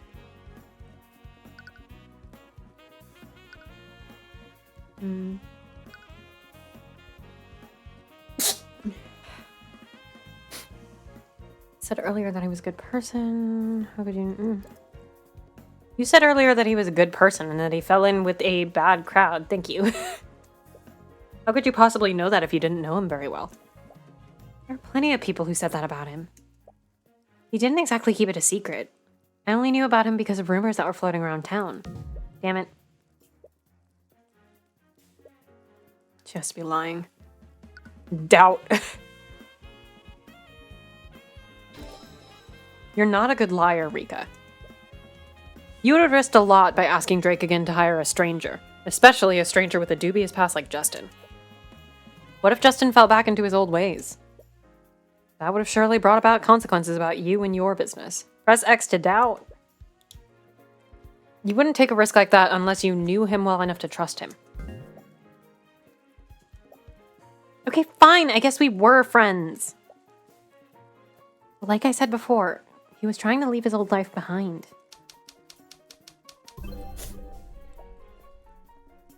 He didn't like talking about the person he was back then. He wanted to forget about it, and I never brought it up. It's sort of true. We knew about each other for years before he told me about it.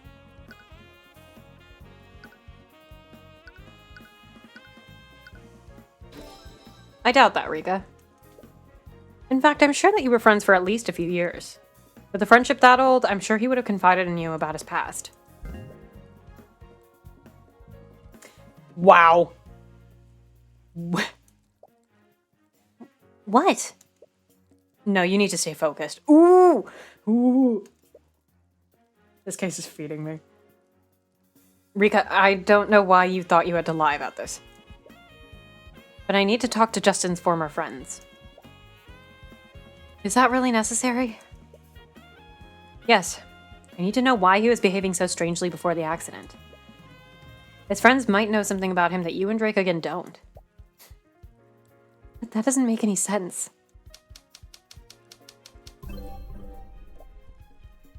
I think you're just overthinking this, Tyrion. Wait, what? There wasn't anything strange about the way he was acting, doesn't Aster's testimony go against that? Tried to tell them something.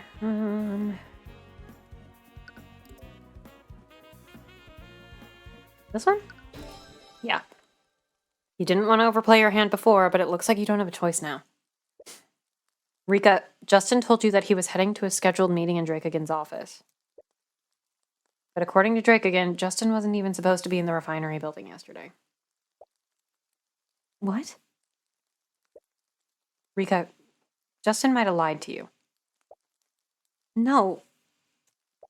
He would never do that. I need to know why he was up there. And so far, the statements that I've gotten from you and Drake again don't explain that. I need to talk to people who might know things about him that you don't. Oof. Okay. Tell you where you can find them. Just promise me that you'll be safe, okay?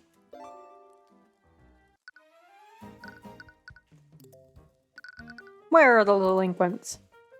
Sorry, I wasn't trying to lie to you. It's okay, I'm assuming you had your reasons. But I need to know where I can find Justin's old friends.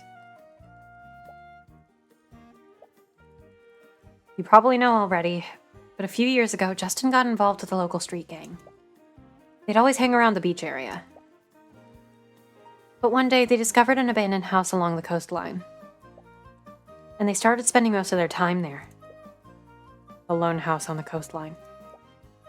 It's that house, Tyrion. That's probably where you'll find Justin's old friends. So that's why you were being so secretive. What? I'm sorry. Don't be. You were just trying to look out for me, right? Are you gonna be okay? I can go there with you if you'd like. No, it's okay. I'm sure you're busy with the cafe right now. It's not as if I'll be going alone. Alright, just don't push yourself too hard, okay? Yeah. Hey Celeste. Hey Celeste. Hey Celeste, I think we should hold hands. I think we should talk! Oh god! I think we should have an honest conversation with each other before we go in here. Oof. You arrive at the old abandoned house. Upon looking at the home that you left behind, you're struck with a flood of memories. Those memories were once happy, but now they only fill you with grief. Tyrion, are you okay? Yeah. Let's look around. You wipe your eyes and begin looking around the house. Well, it's a good thing it's raining. Suddenly you hear the sound of glass breaking. You rush to look for the source and see two young teenagers throwing rocks at the side of the house. Shattered remains of a window are lying on the ground. What the fuck is this kid wearing? Nice shot, Gavin. Gavin Kraylin. One of the teens, apparently named Gavin, notices you approaching. We got company, Wyatt. Huh?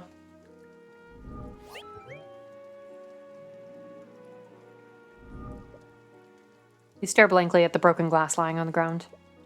You're at a loss for words. You feel like you should respond, but nothing comes out of your mouth. You suddenly find yourself quickly approaching the two teens. What the hell you want? Dude. Oh, what the hell? Before you even realize what you're doing, you threw a punch straight into Gavin's face. Dude, that's a kid! Your eyes are slowly tearing up. You can only see red. You grab Gavin by the collar and pull his face close to yours. Get the hell away from my house. Tyrion! Oh, you want to go? If you came looking for trouble, you sure found it. Okay, let's all calm down and just... I accidentally opened the evidence. Stay out of this, you little shit. Excuse me? What, you got cotton in your ears or something? Yes, actually. Why don't you go and repeat what you just said? I said stay out of this. You little shit. 5 minutes later. We're fighting children. They're dead. Celeste? Yes? I'm sorry for losing my temper back there. I didn't mean to drag you into this. It's okay. Our emotions get the better of us sometimes. Celeste? Yes? I think you might have overdone it a bit. Nah. Celeste? Yes? I don't think he's breathing. Come on, just give him a second. You suddenly hear the very bruised and broken form of Gavin sputtering and wheezing on the ground. Looks like he's finally regained consciousness. See, he's perfectly fine. You're fine. Hyde is staring wide-eyed at Celeste. From the shaking of his legs, it looks like he wants to run away, but he's too frozen by fear to move. Don't bother running. Even with a head start, I can easily catch up to you. Anyway, these two are probably Justin's former delinquent friends, right? Are you okay with talking to them? Yes, of course. With your emotions in such disarray, you completely forgot why you came here in the first place. Beating up teenagers, this too has lost judgment. Would you two happen to know the young man who died at the refinery yesterday? But these guys are after Justin, but he's already dead. After Justin? Was there someone with a grudge against him? Wyatt clearly thinks that you were sent on someone's behalf. Wouldn't hurt to play the part to get more information out of him. We're not here to hurt you. We're not here to hurt you anymore. We'd just like to ask you a few questions about Justin. Yeah, sure, man. Whatever you want. All right, you two talk. I'll work on popping Gavin's shoulder back into place. A little disturbing how nonchalantly she says things like that. A dislocated shoulder, it's fine. It's no big deal. What can you tell me about Justin Way? According to a few witnesses you spoke to, you used to be friends. Friends is kind of pushing it. We used to hang back in the day, but we don't know. But we don't know more. It was weird when he started talking to us again. I thought he left for good. But he started talking to you again? Why? He needed some of the old gear that he left at the house. Old gear. What kind of old gear? You know, his thieves' tools. Well, the tools you need for lockpicking and safecracking. Tools for lockpicking and safecracking? Why would Justin need those?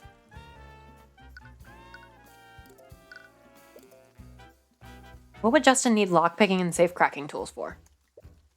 Well, he needed to get the gold that he owed your boss. So he owed gold to someone. Word has it that he was looking for the merchant that he was working for the merchant that owns the refinery. Guess the owner trusted him a lot. Justin said that he had a way to get access to the safe in our guy's office. Justin was always a whiz when it came to breaking and entering. He even had tools that could crack magical locks. Getting the gold out of the safe would have been an easy score for him. Wait, Justin was planning to rob Drake again?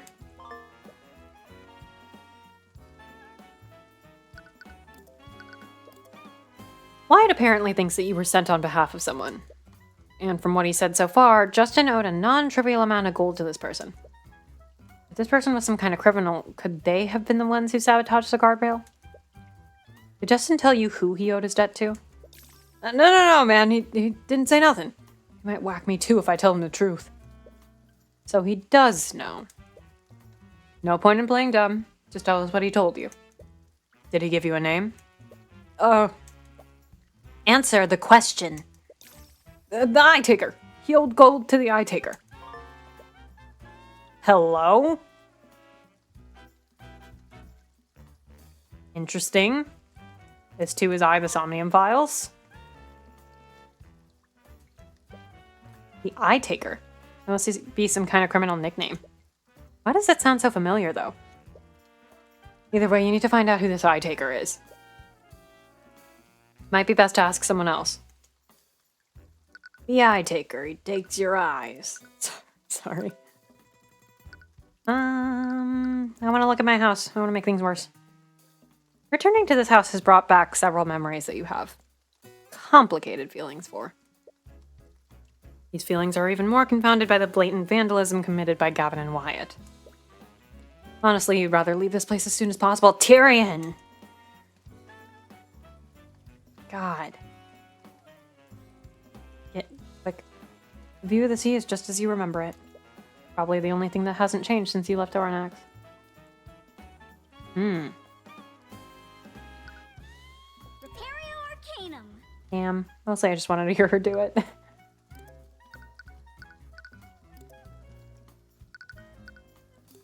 The eye taker? Man is winning the gold medal for avoiding therapy. Probably be best to ask someone else about the eye taker. If you overplay your hand, Wyatt might realize that you don't actually work for them.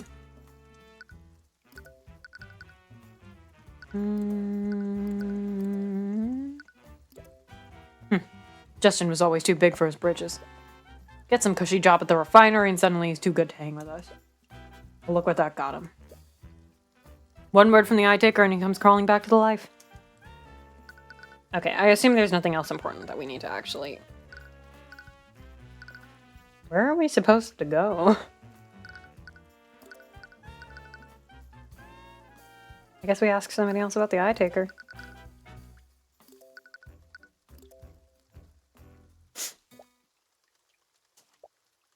Hey, Tyrion? Can we please talk? Yeah? Back at the house. What was that all about? I've never seen you get that angry before. And you said it was your house. Yeah, it was my house. It was? Ever since we arrived in the city, you haven't really been yourself. You want to talk about it, I'm fine, and I don't want to talk about it. You're not fine. I can see it on your face. Please, just talk to me. It's none of your business. That came out a lot louder than you wanted it to. Celeste, I'm sorry. I didn't mean to. Ah! No! Come back! No!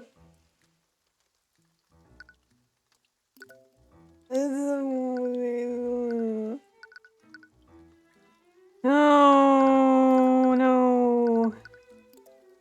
Prepario Arcanum. Oh no! She's mad at me. No, Celeste. I'm sorry. Oh no! She's upset. Ugh. That's so terrible. This game is so mean to me. That should be illegal. I'm actually gonna use the Celeste being mad at me as an excuse to take a break. I'll be back. I need to get more water. Ah. No. I'm devastated. I'll be back.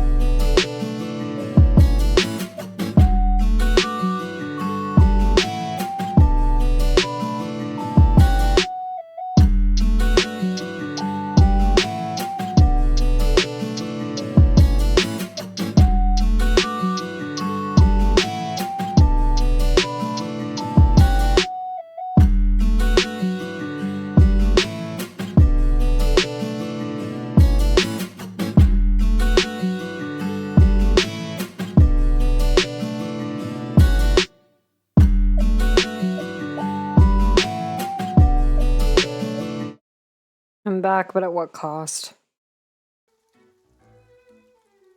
I'm back, but Celeste's upset. No.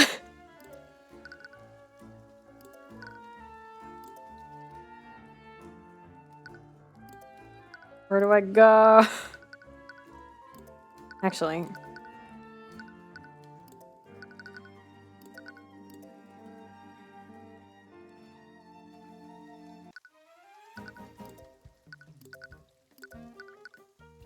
Who the fuck's this? Marcin, do you know about a criminal named the Eye Taker? The Eye Taker? Where'd you hear that name? Are we having fun? No. No, we're not. Where's the fucking one meme that's like, my wife's mad at me, hope I die? Ah! This is devastating. So you do know about them? Aye, I do. Learn to keep my distance from him over the years. The Eye Taker is the criminal kingpin of this region. Oh no, my hiccups. Every large criminal undertaking in this region happens under his watch. Oh god, I have hiccups. Jesus Christ, Aikume. Poison. He's that big of a deal? Of course he is. Kume, our girlfriend's mad at us. Everything's terrible. More importantly, how did you hear about him?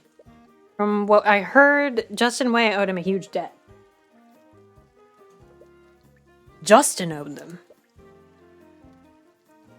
Knew he used to run around with a bunch of rogues, but I never imagined. It's over. She's mad at us. Rightfully so. Oh, the Scaled Lord. The Eye Taker might be involved in Justin's death. Do you think someone like him could be behind this? Well, there's a saying we have about what happens when you get on his bad side. Yeah, you get me. We have to share a room. Let's just say, he reminds you of why he has that name. So you know who the Eye Taker is right now. Definitely adds another angle to this case. But there are still some elements of this that don't make sense. You need to take some time to work through it all. But you should go talk to Drake again first. I want to see everything that you found. Great. Cool.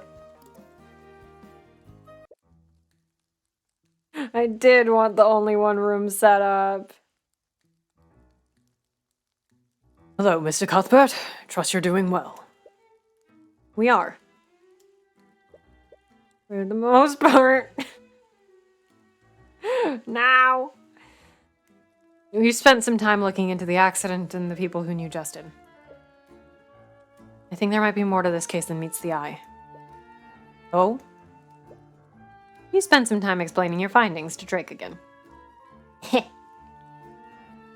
He seems troubled when you explain the traces of transmutation that you found on the guardrail.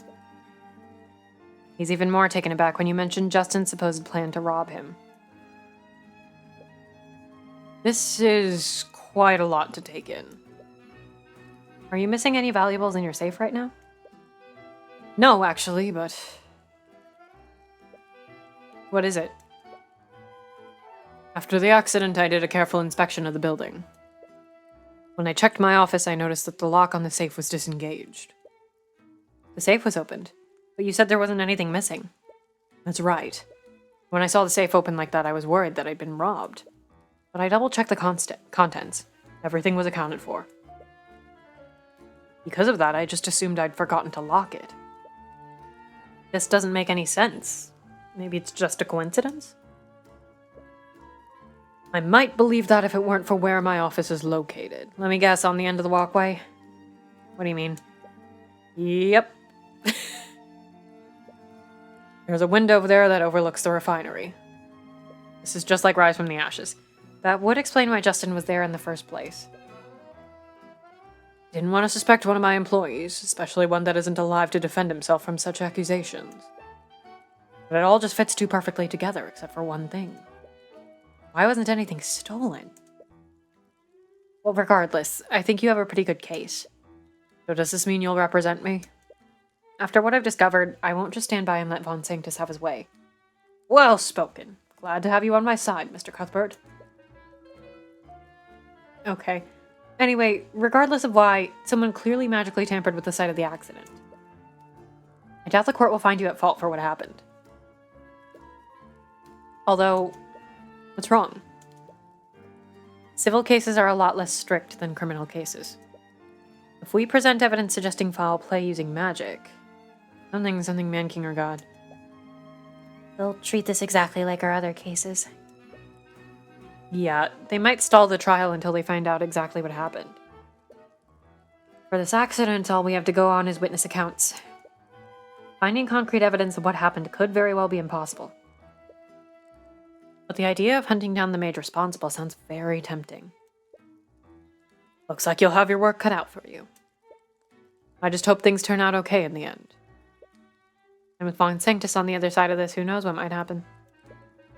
It'd be best to keep your wits about you. Yay!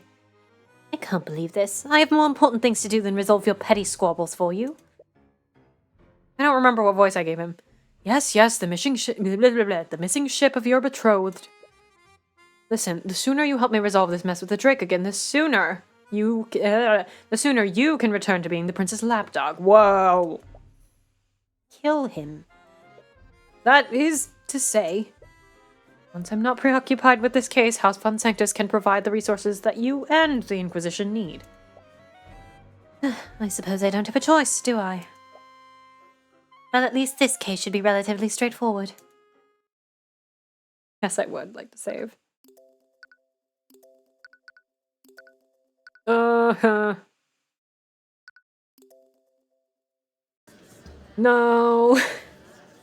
I don't want to go into court when Celeste is mad at me.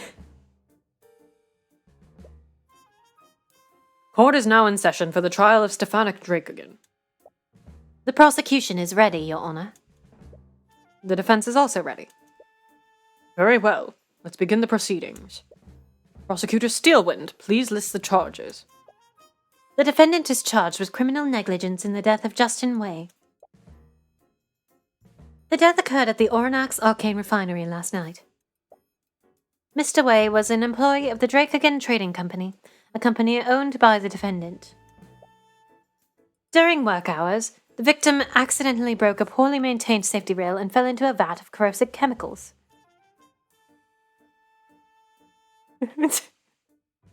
There we go. I have to approve it. During work hours, the victim accidentally broke... Wait, I already said that. Attempts to save his life failed and his body almost fully dissolved. I see. What a gruesome end. The defendant displayed clear negligence in maintaining the refinery's facilities. As such, the responsibility for Mr. Way's death falls squarely on his shoulders. To begin, the prosecution would like to call Noah Morrison to the stand. Witness, please state your name and occupation for the court. Yes, the name's Noah Morrison. I'm the harbour master of Oranax's harbour. I keep skipping. It's my understanding that you witnessed the accident that night. Am I correct? Oh, I did. Could you please testify to the court about what you witnessed?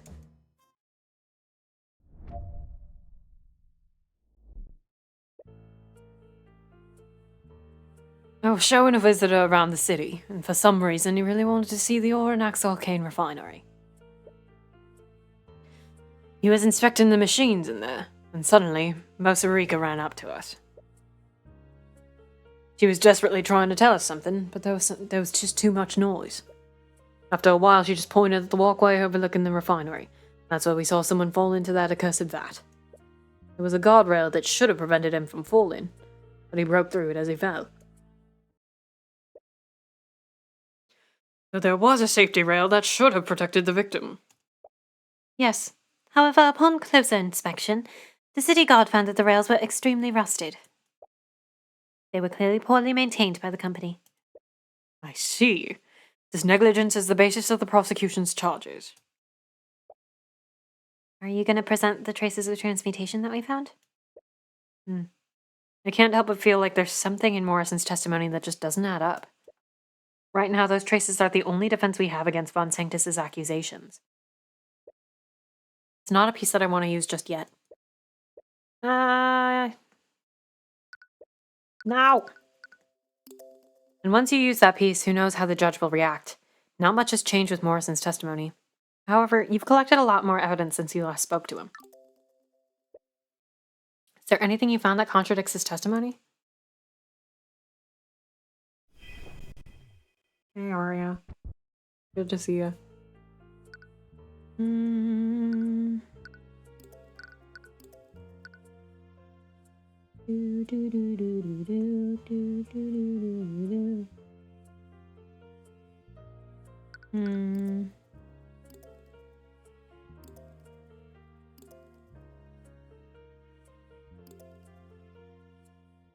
He broke through it as he fell.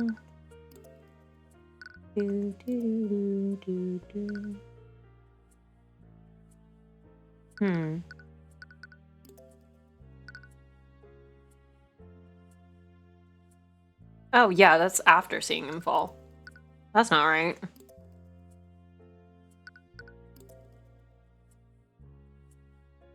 I don't want the friction to be happening, though. I want them to talk.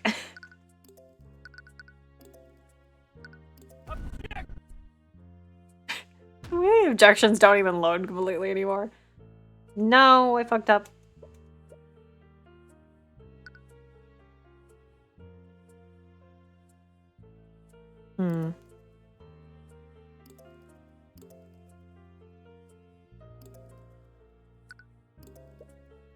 You mentioned that you saw someone fall into the vat. Did you not recognize the person? Well, I didn't know the lad personally. It was pretty far away. Couldn't get a good look at the person. Maybe you should keep a pin on that detail. Anyway, could you go into more detail about the moment you witnessed the accident? Of course. What do you want to know about? Oh, shit. What was Mosarika doing? What was Mosarika doing the moment that you saw Justin fall? No, it's Justin Way. Told you, didn't I? She was the one who pointed to the walkway in the first place. That's how we saw Justin fall. I see. Could you please include that detail in your testimony? Think it'll help. Mosarika pointed it out. That's when we saw Justin fall.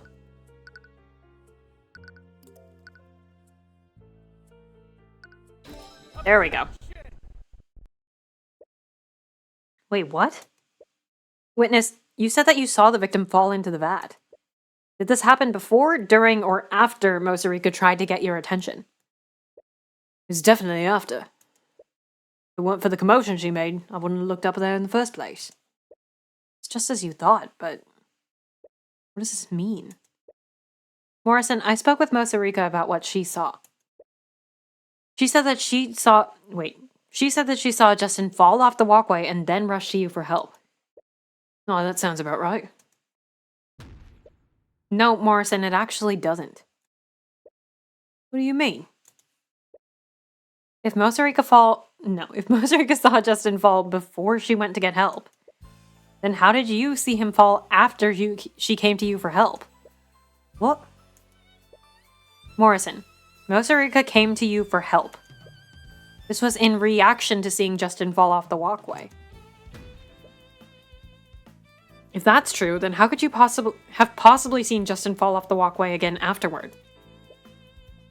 I have no idea. Mr. Cuthbert, you're disputing the witness's testimony over a minor detail.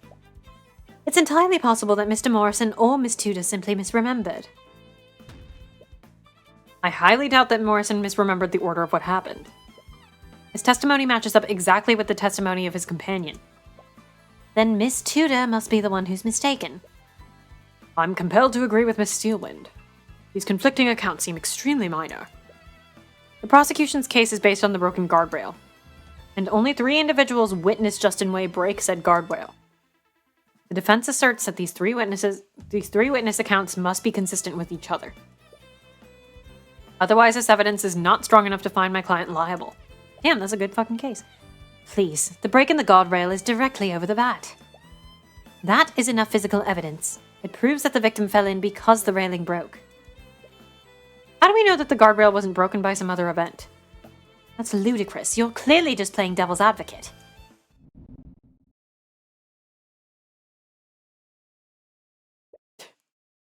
Oh, the animations. I'll admit, I also find the defense's assertion dubious. However, I see no harm in allowing Miss Tudor to testify to what she saw. Rika saw a lot less than Morrison and Astor did, and her testimony was a lot less detailed. But the one detail she did remember was that she saw Justin fall off the walkway. Hopefully her testimony might clear up what happened. Bailiff, please escort Miss Tudor to the witness stand.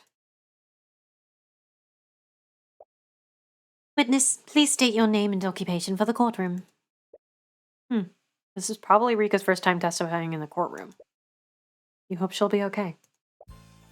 As if I need such introductions, but allow me to indulge you all. Oh lord, is she seriously doing that here?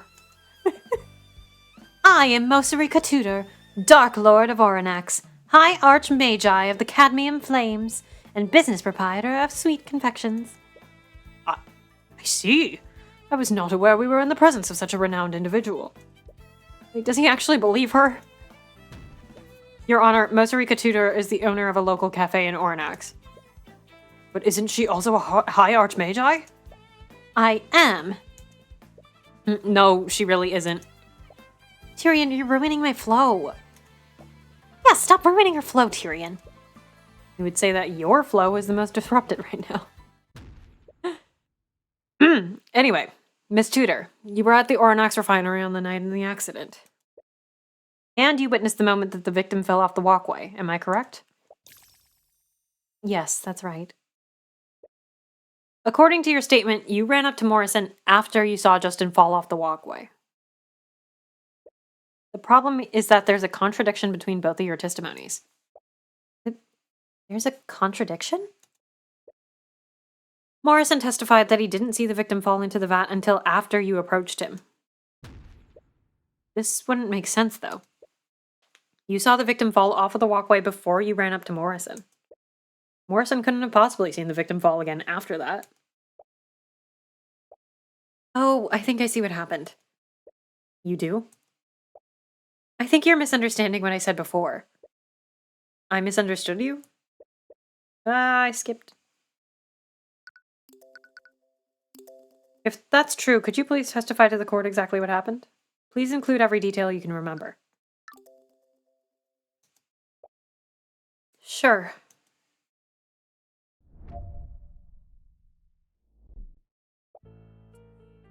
I was at the refinery when I heard a strange sound from the walkway. When I looked to see what it was, I saw that Justin had tumbled over the guardrail. But he hadn't fallen into the vat yet. I saw him barely hanging onto the edge of the platform. I didn't know how to get to the walkway from there, so I looked for help on the grounds and found Mr. Morrison. He must have seen Justin lose his grip on the ledge and fall into the vat after that. So the victim didn't immediately fall into the vat. He was hanging onto the ledge of the walkway. That would explain how Mr. Morrison saw the victim fall into the vat after Miss Tudor saw him fall off the walkway. In any case, Mr. Cuthbert, you may begin your cross-examination.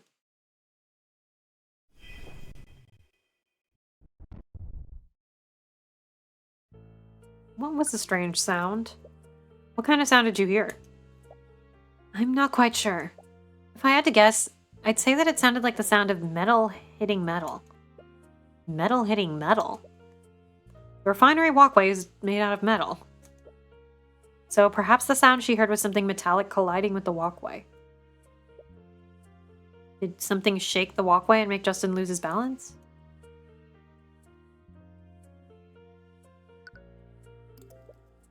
So this was the moment that you saw Justin fall off the walkway? Yeah. And you said that he fell over the guardrail? I did, but I'm not sure how it happened. I think something caused him to lose his balance. He tumbled over the guardrail and fell right off the walkway. Interesting.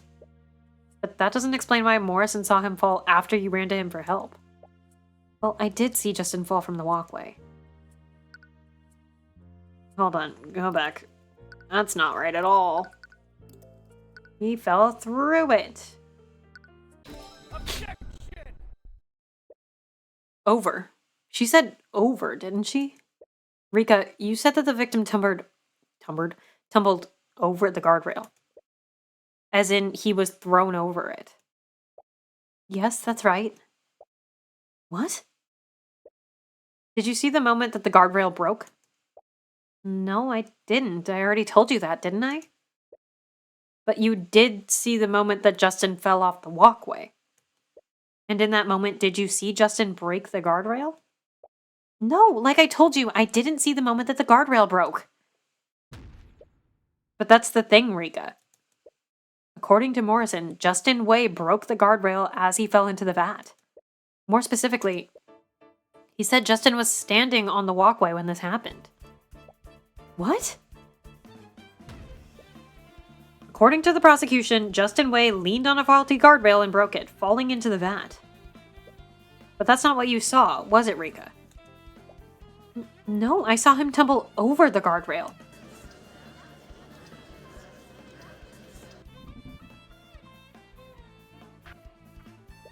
I'm afraid I don't see the importance of this, Mr. Cuthbert. Are you accusing the witness of perjury? There's definitely something going on here, but what? Mosarika is a mage, and you don't want to suspect her. But you need to consider every possibility. What is happening here? I feel like they're both telling the truth and something's wrong. They're both telling the truth, you guess? But how does that make sense? Okay, think through this. If we assume that Rika and Morrison are telling the truth, you need to remember the exact order of events. First, Rika saw Justin go up to the walkway. When I looked to see what it was, I saw that Justin had tumbled over the guardrail. But he hadn't fallen into the vat yet. I saw him barely hanging onto the ledge of the platform. But she saw Justin fall over the guardrail and off of the walkway. Justin was able to grab onto the walkway ledge. That's when Mosarika went to look for help. This is when she ran into Morrison and asked her. Did two people fall in? Mosarika came running towards us. She was trying to tell us something, but the damn machines were too loud for us to hear her. If two people fell in while nobody was looking, who would hear it? Pointing at the walkway. That's when we saw someone fall into the vat. By the time we could get them to stop the machines, it was too late. And then there's Aster's account of events. Did you see the expression on his face? He might have been unconscious. I'm afraid I couldn't see anything on his face. It was much too dark to make out his features. Wait, you didn't actually see his face? How did you know it was actually him that fell in? Well, who else could it have been? Aster and Morrison couldn't see Justin's face. That one detail of their testimonies never sat right with you. But you dismissed their suspicions. They found Justin's body in the vat after all. You know for a fact that he fell into the vat. But you never considered one other possibility. Another person fell into the vat! Another person? Not really possible? But it's the only thing that makes sense. It would also explain how Rika, Morrison, and Aster all saw someone fall off the walkway at different times. But then, who is the second person? Ugh, you don't have a choice. Even if you don't know all the facts, this is the only conclusion you can draw. I think you've had quite enough time to deliberate, Mr. Cuthbert. Are you accusing the witness or not? I am not accusing the witness of perjury, Your Honor. Both Miss Tudor's and Mr. Morrison's testimonies appear to contradict each other. But they are both telling the truth. Then please enlighten us, Mr. Cuthbert. How could both of their testimonies possibly be true? Well, I think there's only one possible explanation. Both Miss Tudor and Mr. Morrison saw someone fall off the walkway. But the person that Miss Tudor saw and the person that Mr. Morrison saw are two different people.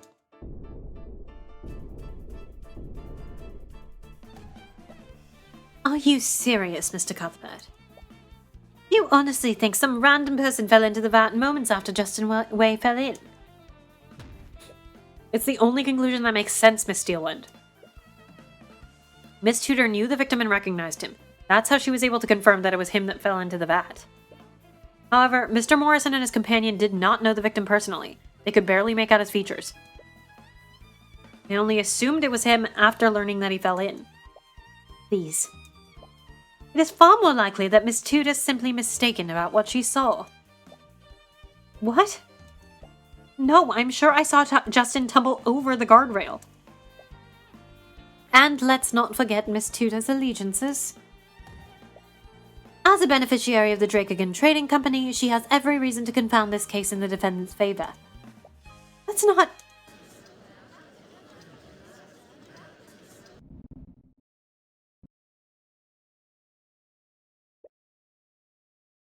That's enough. This is a civil case, Mr. Cuthbert, not some murder mystery for you to throw wild theories towards. No. Looks like you don't have a choice. You're gonna have to use your trump card. You have one piece of evidence that implies that this wasn't a simple accident. Where is it? There it is. Are you sure about that, Your Honor? What? Justin Way's death was reported as an unfortunate accident. As a result, the city guard put minimal resources into their investigation. More specifically, there was no reason to call in the Arcane Inquisition. What are you talking about now? Why would the Inquisition be... No, are you saying that... Unlike the Ornax City Guard, I have a mage capable of casting detect magic. My bodyguard, Celeste McCoy, scanned the crime scene for magical traces. And she found traces of transmutation on the broken guardrail.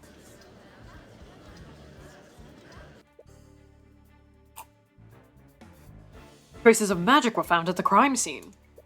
That would make this a potential homicide, Your Honor. This is ridiculous. The accident took place within an arcane refinery. These traces could have easily come from the purification process. Miss Steelwind, these traces were only found on the guardrails that Justin broke. We didn't find them anywhere else. My bodyguard, who is mad at me right now, cast detect magic for me. We can't be certain of what happened. My bodyguard, who I appreciate very much and don't want to be mad at me, cast detect magic for me because I asked, which was really nice of her to do. But it's clear that a mage used magic near the scene of the accident. Foul play may have been involved. So my theory of another person falling into the vat is entirely possible. My client is not at fault for the guardrail breaking.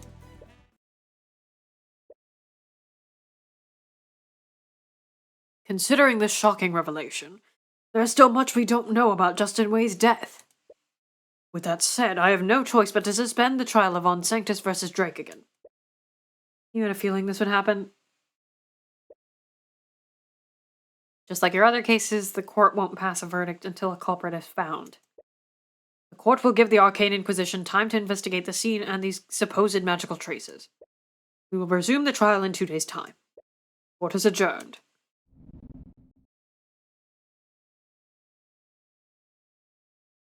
Perhaps one day we'll get the judge's gavel back for more than one frame.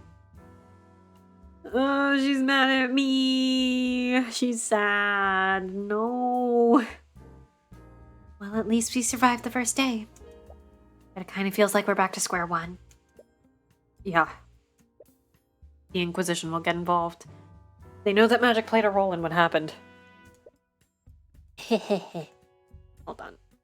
Where the fuck?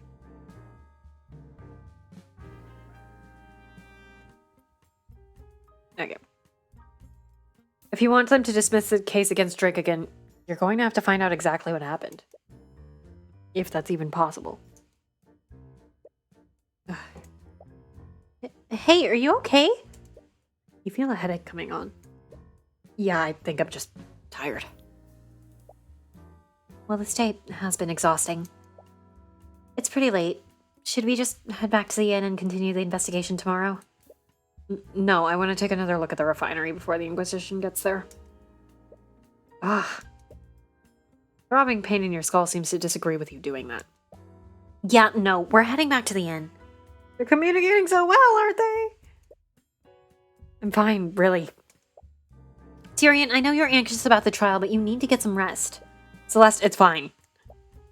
It's not. You're going to work yourself. Would you just stay out of my way? Again, your voice came out louder than you meant for it to.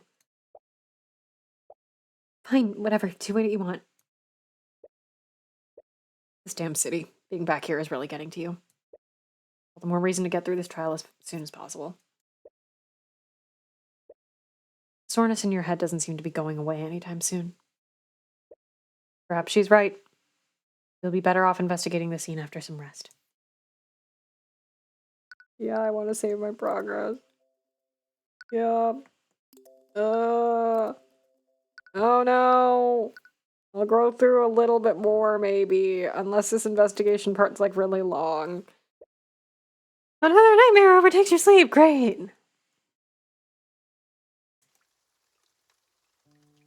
Yay. You clutch the note tightly in your hands as you read it.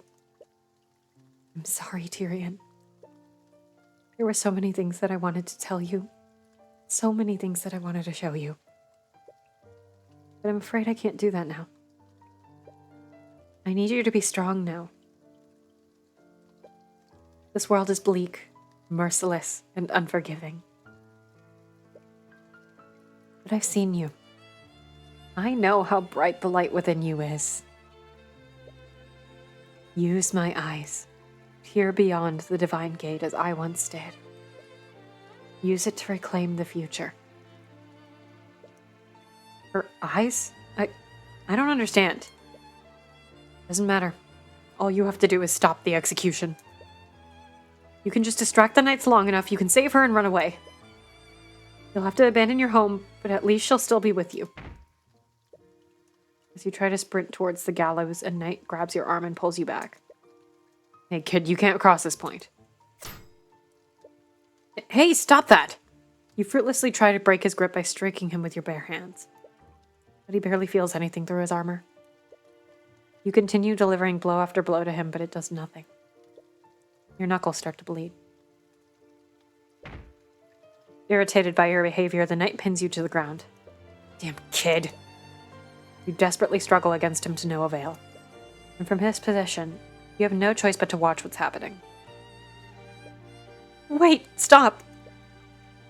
You make eye contact with your mother one last time. Her body goes limp. You stare blankly at the hanging body. No, this isn't... Mom? You clutch her note tightly in your hand. You feel a comforting yet fleeting warmth from it. Mom!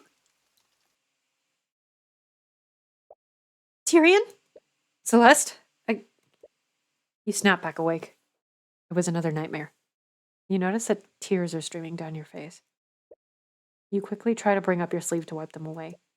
But you realize Celeste is firmly gripping your hand. Why are you... Sorry.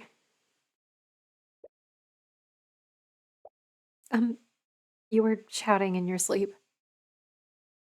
Wanted hand-holding, but at what cost? But you seemed to calm down a little whenever I held your hand.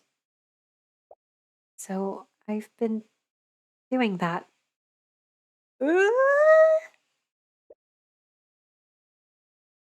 Oh. Tyrion, are you okay? You're not. You've been acting weird since we arrived in Oranax.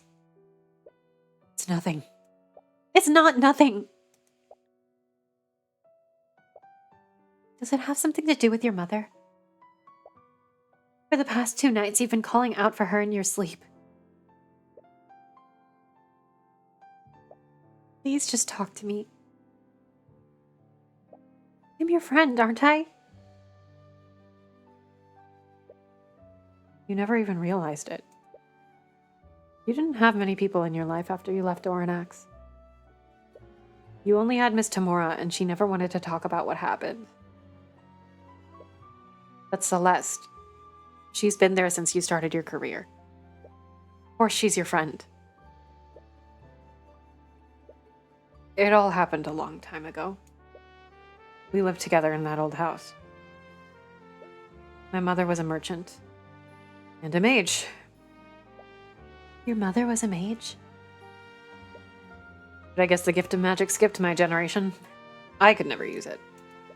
About 10 years ago, my mother's business partner was found murdered. And they found traces of magic at the crime scene. They thought your mom did it.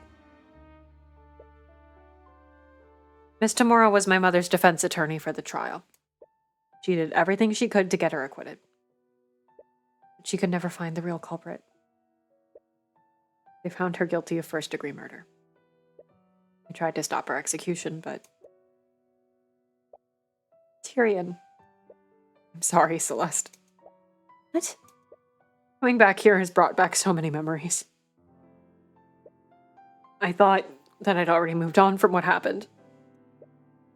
If I could just keep saving people as an attorney, then maybe I could put all of this behind me. But I'm back in Oranax, and those feelings are still so fresh in my mind. It's like I'm still the same powerless child from 10 years ago.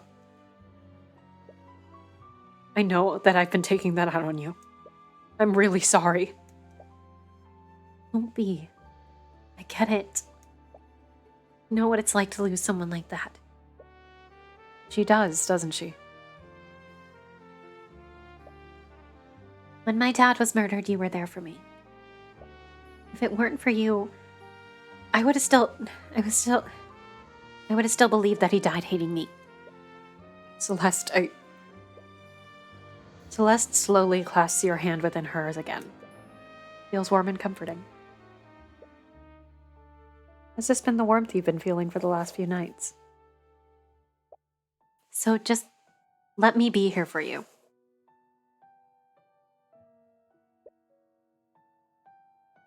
You can feel yourself dozing off. You have to snap yourself back awake. Sorry. The last few days have been a little tiring. It's okay. Just focus on falling asleep. I'll stay with you for as long as you need me to.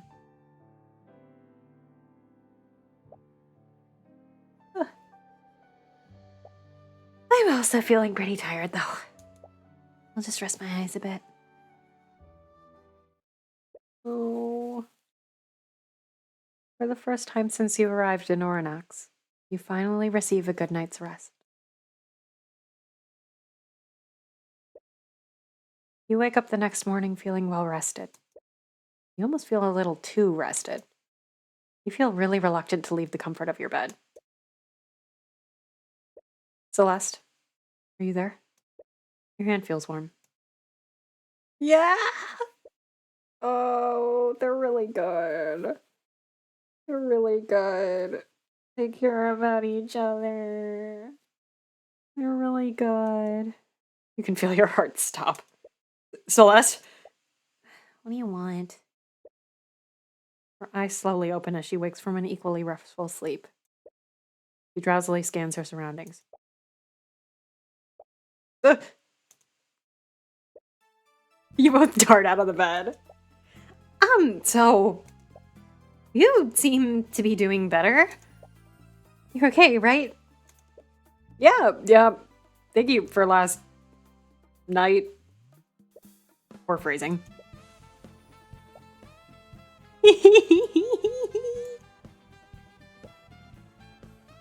Hello? Are you there, Mr. Cuthbert? Oh, what the hell? Your soul nearly jumps out of your body. You suddenly hear Aster's voice, and it's extremely loud. You look around to see where he is, but he's nowhere to be found. Aster? Ah, thank the Scaled Lord. I've finally gotten through to you two. What? Where are you? I'm using a spell to speak with you right now. I apologize for contacting you in this matter, but I was worried that something had happened to you two. Right, of course. Anyway, what do you want at this time of day? It's totally afternoon, isn't it? This time of day? Mr. Cuthbert, it's 3 p.m. in the afternoon. What? 3 p.m.? You missed the entire morning. I hope everything's okay. Did something happen? I care that. No, everything's okay. Anyway, if it's already this late, we should head over to the refinery. Yes, the investigation. Let's do that. Immediately. Celeste immediately power walks out of the room. You quickly follow after her. If you're heading to the refinery, do you mind if I meet with you two? There's something that I'd like to ask you. Sure. Wonderful. I'll see you down at the town square. You quickly meet Aster in the town square while you walk to the refinery. You and Celeste walk to your destination with purpose. A little too much purpose. Almost as if you're both trying to distract yourselves from something. They're cute. Every time you make eye contact with Celeste, she quickly glances away. Things are a little awkward, but you much prefer this over the tense mood between you two yesterday. Anyway, Aster, what was the spell that you used earlier? If it let you speak with us without being there. Oh, that was a conjuration spell. It's called Send Message. I just feel a bit uneasy that you can contact us out of the blue like that. More importantly, you're a little worried about what he might have seen. Don't worry, the spell is perfectly harmless. I can give you the parameters if you'd like. Gee, I wonder if this is ever going to come up again in the investigation. Okay. What is the difference between this and message? For the duration of the spell, the caster projects their voice to communicate with the target. Anyone within a 30-foot radius of the target can hear the caster's voice. The caster can also hear sounds close to the target, allowing for two-way communication. Target must be a person known to the caster. The person must also be conscious, otherwise the spell will fail. Alternatively, the target can be an object that is attuned to the caster's magic. Neat. Duration 1 hour. Oh, that's nice. So it's just speakerphone. Looks like it only facilitates communication. He definitely didn't see the embarrassing state that you two were in. By the way, I'm not trying to be rude, but why are you following us? Oh, yes. I was still trying to think of the proper method to ask you, but you both seem to be on edge at the moment. What did you want to ask us? You already told me about the traces of transmutation at the refinery. But the trial yesterday really highlighted the significance of that. I simply can't stand by if I was witness to a murder. And? May I join you on your investigation? You're questioning his motives. For a variety of reasons. He was the only other mage that was at the scene of the crime. And between him and Rika, you definitely trust Rika more. He should be a shipper. He should be. And between him and Rika, you definitely trust Rika more. Alright, I see no reason why not. Celeste shoots you a concerned look. You subtly gesture for her to keep an eye on Aster. She nods in acknowledgement. Aster is your prime suspect right now, and he has to be aware of that. But if you keep him close to you, you might catch some dissonant sounds through the eye. You arrive at their refinery and see that several knights from the Inquisition have already arrived. Orem? Yeah! Good fellow, Orem. You glance at the damaged walkway and see Commander White there with a few of his knights. He seems to notice you too, but he only pays you a passing glance. Aw. What? I thought we were friends. Oh, Mr. Cuthbert, I've been waiting for you. For quite a while, I might add. Right, sorry about that. I suppose you have your reasons, and you've more than proven yourself worthy of my trust. Although... Dracokin gives Aster a suspicious side glance. He appears to have come to the same conclusion that you did. Ah. Well, you've given me little reason to doubt your judgment. I will leave the investigation in your capable hands. Speaking of the investigation, where should we start first? Now that we've gotten the Inquisition involved, we might be able to learn more about the magical traces at the crime scene. You look at Commander White, who was inspecting the walkway. He's probably your best bet for getting more information. Ah, I keep accidentally skipping today. We're getting more information about the investigation. I'm quite pleased with your work during the trial. This sprite registers as suspicious to my brain. Glad I put my trust in you. Thanks, but we're still a long way from getting your case dismissed. And showing the possibility of a murder definitely made things more complicated. I see no reason to blame yourself. You merely played the cards that you were dealt. Honestly, I'm still trying to make sense of what happened. Do you have any idea who the second victim might be? I have no idea. But all of my other employees are accounted for. I doubt that it was anyone who worked for me. Then who was it? It's not the fucking eye taker, is it? Could be. To be perfectly honest, I'm still a little concerned with how many unauthorized people were here that day. He has a point. It seems that Justin, Rika, and Morrison were all there.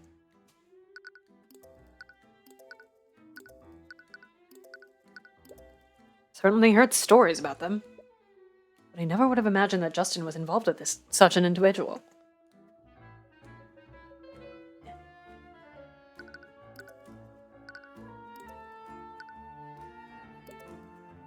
No, nothing.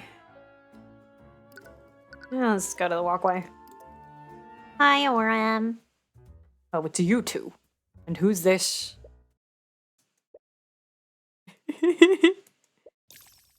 Wait, the hell? Commander, please don't. What the hell are you two doing with the Crown Prince? What? It appears that my cover has been blown, as they say. Did he just say that you're the Crown Prince? Yes, my full name is Aster de Wyverngard IV, heir to the throne of Wyverngard. Hi, Aster. Hehe. This entire time you've been speaking to the heir to the throne? I was hoping that it wouldn't come to this. You're 26. I thought you were a baby. You look like a baby, but you're 26.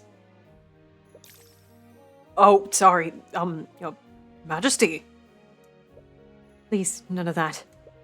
I would much prefer if you all continued to just call me Aster. No, I could never. You've never seen the commander this flustered before. Why did you find the need to hide this from us? I didn't want you to think less of me. I admire your work, Mr. Cuthbert. Which is why I was afraid you wouldn't speak with me if you knew the truth. In a way, he was correct to assume that. I want them to hold hands, and they did! And they did, and it was really good! As a member of the royal family, he represents everything that you and Miss Tamora are fighting against. But he does look like a sincere and genuine person. At the very least, you haven't seen anything incriminating through the eye of Horus. Anyway, this complicates things greatly. Aster is your primary suspect, so if you did commit the murder, you would have to implicate a member of the royal family. Nobleman is one thing. Would it even be possible to convict the Crown Prince? Probably not. Well, no matter what, you won't stop seeking justice. Doesn't matter who you're facing, be they man, king, or god. And princes aside, you came here to talk to the commander about this investigation. Aster is just here. Since Aster is accompanying you, he might be more inclined to share details with you. Yeah, it was really good. It was very good. It's the fucking feeling safe to sleep around someone trope is a very good one. I'm surprised that the Inquisition is even here. I thought you were all busy investigating Aster's missing ship. Wait, you know about that? The commander glances nervously at Aster. We wanted to put more of our people there. But Lady Steelwind insisted that we focus on the Drake again case. As you should. I would much rather you find justice for Justin Way. It's a far more important than looking for some musty old ship. Right. This kid for real?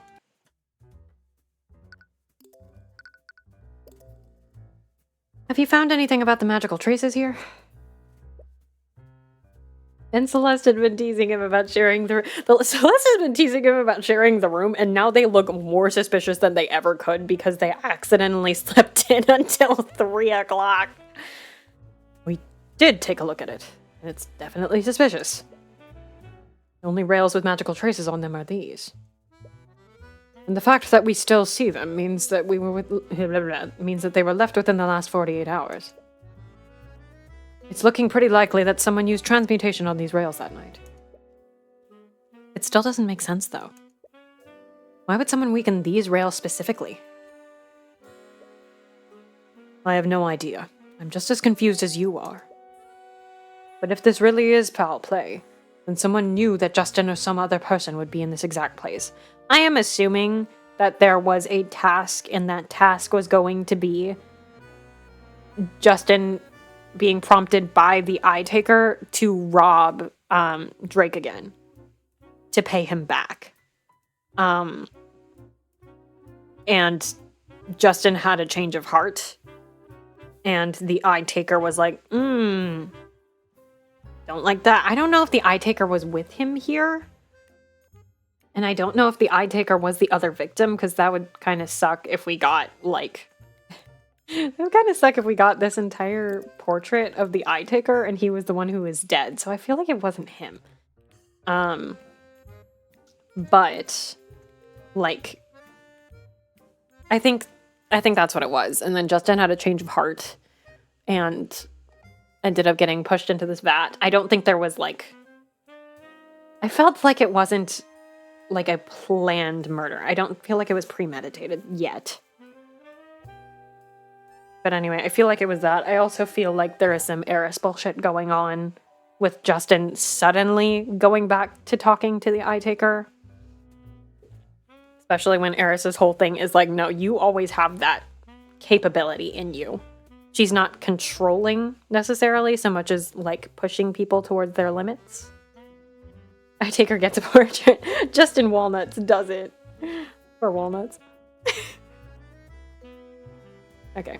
Someone knew that Justin or some other person would be in this exact place. Yeah, like, I think someone knew that this was going down, that Justin was planning on robbing, assuming that's correct. I think Justin was planning on robbing Drake again, and somebody knew about that. Has the Inquisition found any evidence to prove my theory? You mean about a second person falling into the vat? Sorry, kid, but it ain't that simple. I hope Walnuts is doing okay, too. I also want good things for him. The body of that Justin fella sort of dissolved. That's quite gruesome. If another person had fallen in, their body would have dissolved, too. Yeah, that's what I thought. But we could only find some bone fragments, blood, and a lot of metallic shards. Have you been using divination magic to identify the bone fragments? Yep, the ones we found all belong to Justin Way.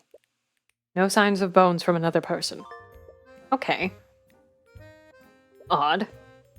There wasn't any evidence of another person falling in? Would your theory have been incorrect, then? Are you sure that you and Mr. Morrison saw a person fall into the vat, Aster? I definitely saw someone fall off the walkway and break the guardrails. Although, thinking back on it, I didn't recognize exactly who that person was. The harbor master and I were pretty far away, and it wasn't well lit. So, do you think the second victim's body fully dissolved? That might explain why we can't find any bone matter from them. No, if my theory is correct, the second victim fell in minutes after Justin fell. It wouldn't make sense if that person's body fully dissolved before Justin's. Why can't you find any bone matter in the second person? Either way, Drake again might want to hear about this. That liquid. If the liquid is so volatile, how are you able to take things out of the vat? Oh, the liquid isn't volatile anymore. When the harbor master and I reported what we saw, the workers poured some sort of alchemical solution into the vat. Yeah, according to them, the solution neutralized the evocation magic in those chemicals. From what I hear, the magical liquid in these vats is usually blue. The solution that they poured in turned it green. Yes, unfortunately it was too late. By the time they'd neutralized the liquid, Justin's body had already mostly dissolved. And if they hadn't neutralized it so quickly, we probably wouldn't have found anything from the victim. Okay.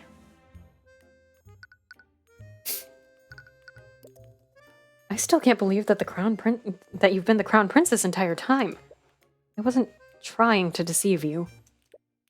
I was just worried that you might treat me differently if you knew the truth.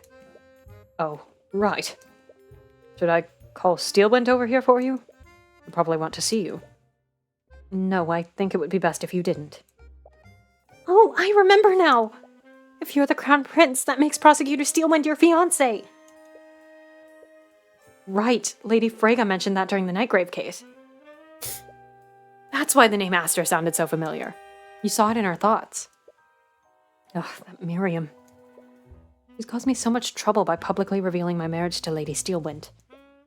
I'd hoped to keep it a secret for much longer.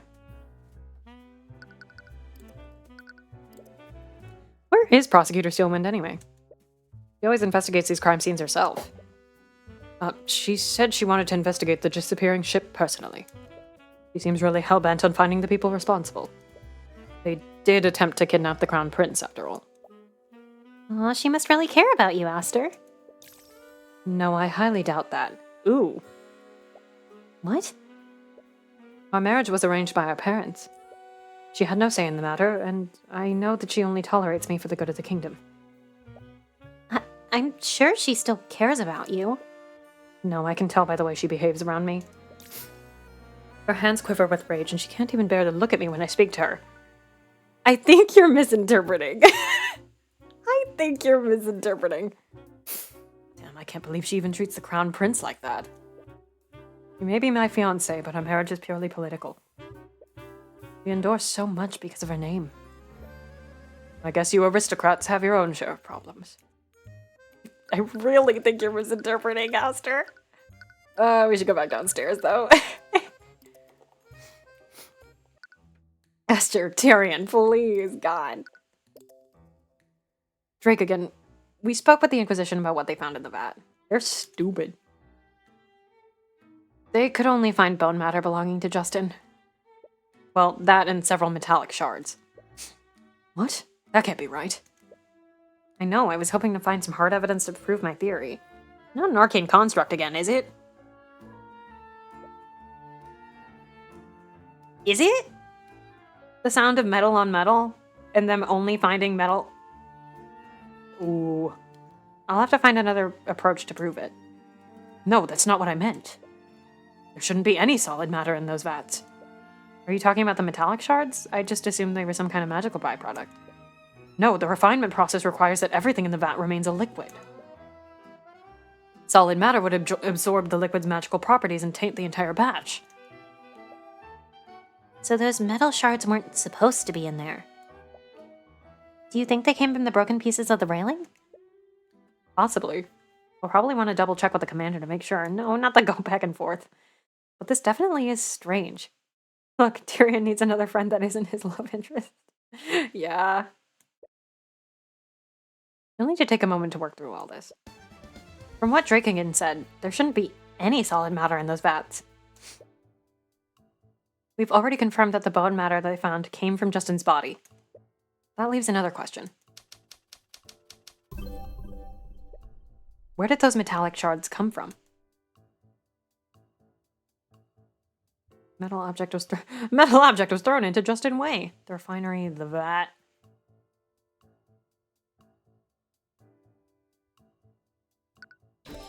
A metal object was thrown into the vat. Yeah, I guess that makes sense.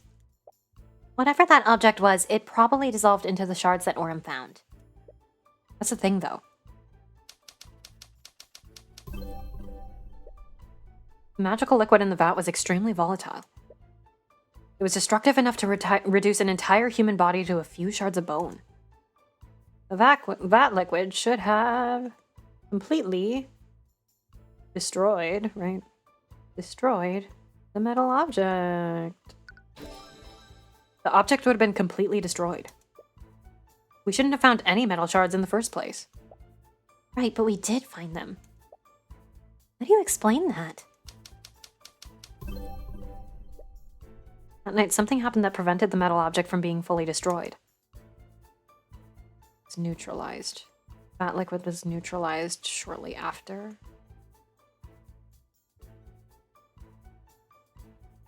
Accident was reported?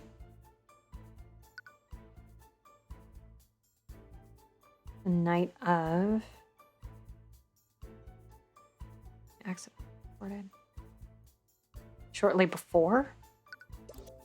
No, the magic in that liquid was really powerful. Something happened recently that would have prevented it from destroying the metal object completely. The vat liquid called for help. Wait, hold on. Yeah, the vat liquid was neutralized shortly after the accident was reported. Okay. When Astor and Morrison reported the accident, the workers immediately neutralized the liquid's magic. They did this to attempt to save Justin. Oh, is that it? Okay. But it would have also stopped the liquid from destroying anything else within the vat. So that's why we found those metal shards. And whatever that metal object was, it was only partially destroyed. This means it fell into the vat at around the same time Justin fell into the vat. If it fell a while before the accident, it would have dissolved completely. And if it fell after the accident, it wouldn't have dissolved at all. Furthermore, whatever that object was, it was probably as large as Justin. Damn, it's an arcane construct, isn't it? Do you really think this metal object had something to do with the second victim? Maybe they were holding it when they fell in. I'm not sure, but it's definitely possible. We should take a closer look at the metallic shards that Commander White found. Those shards might help us identify the second victim. If that person even exists. I was gonna say, fucking Von Sanctus is also the company that makes them.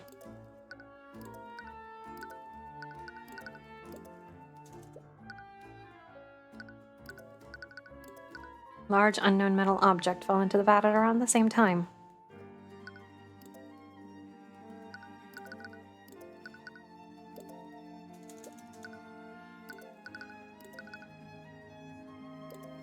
No, nothing? Okay. Let's move. Actually, no, wait. We were supposed to go back upstairs.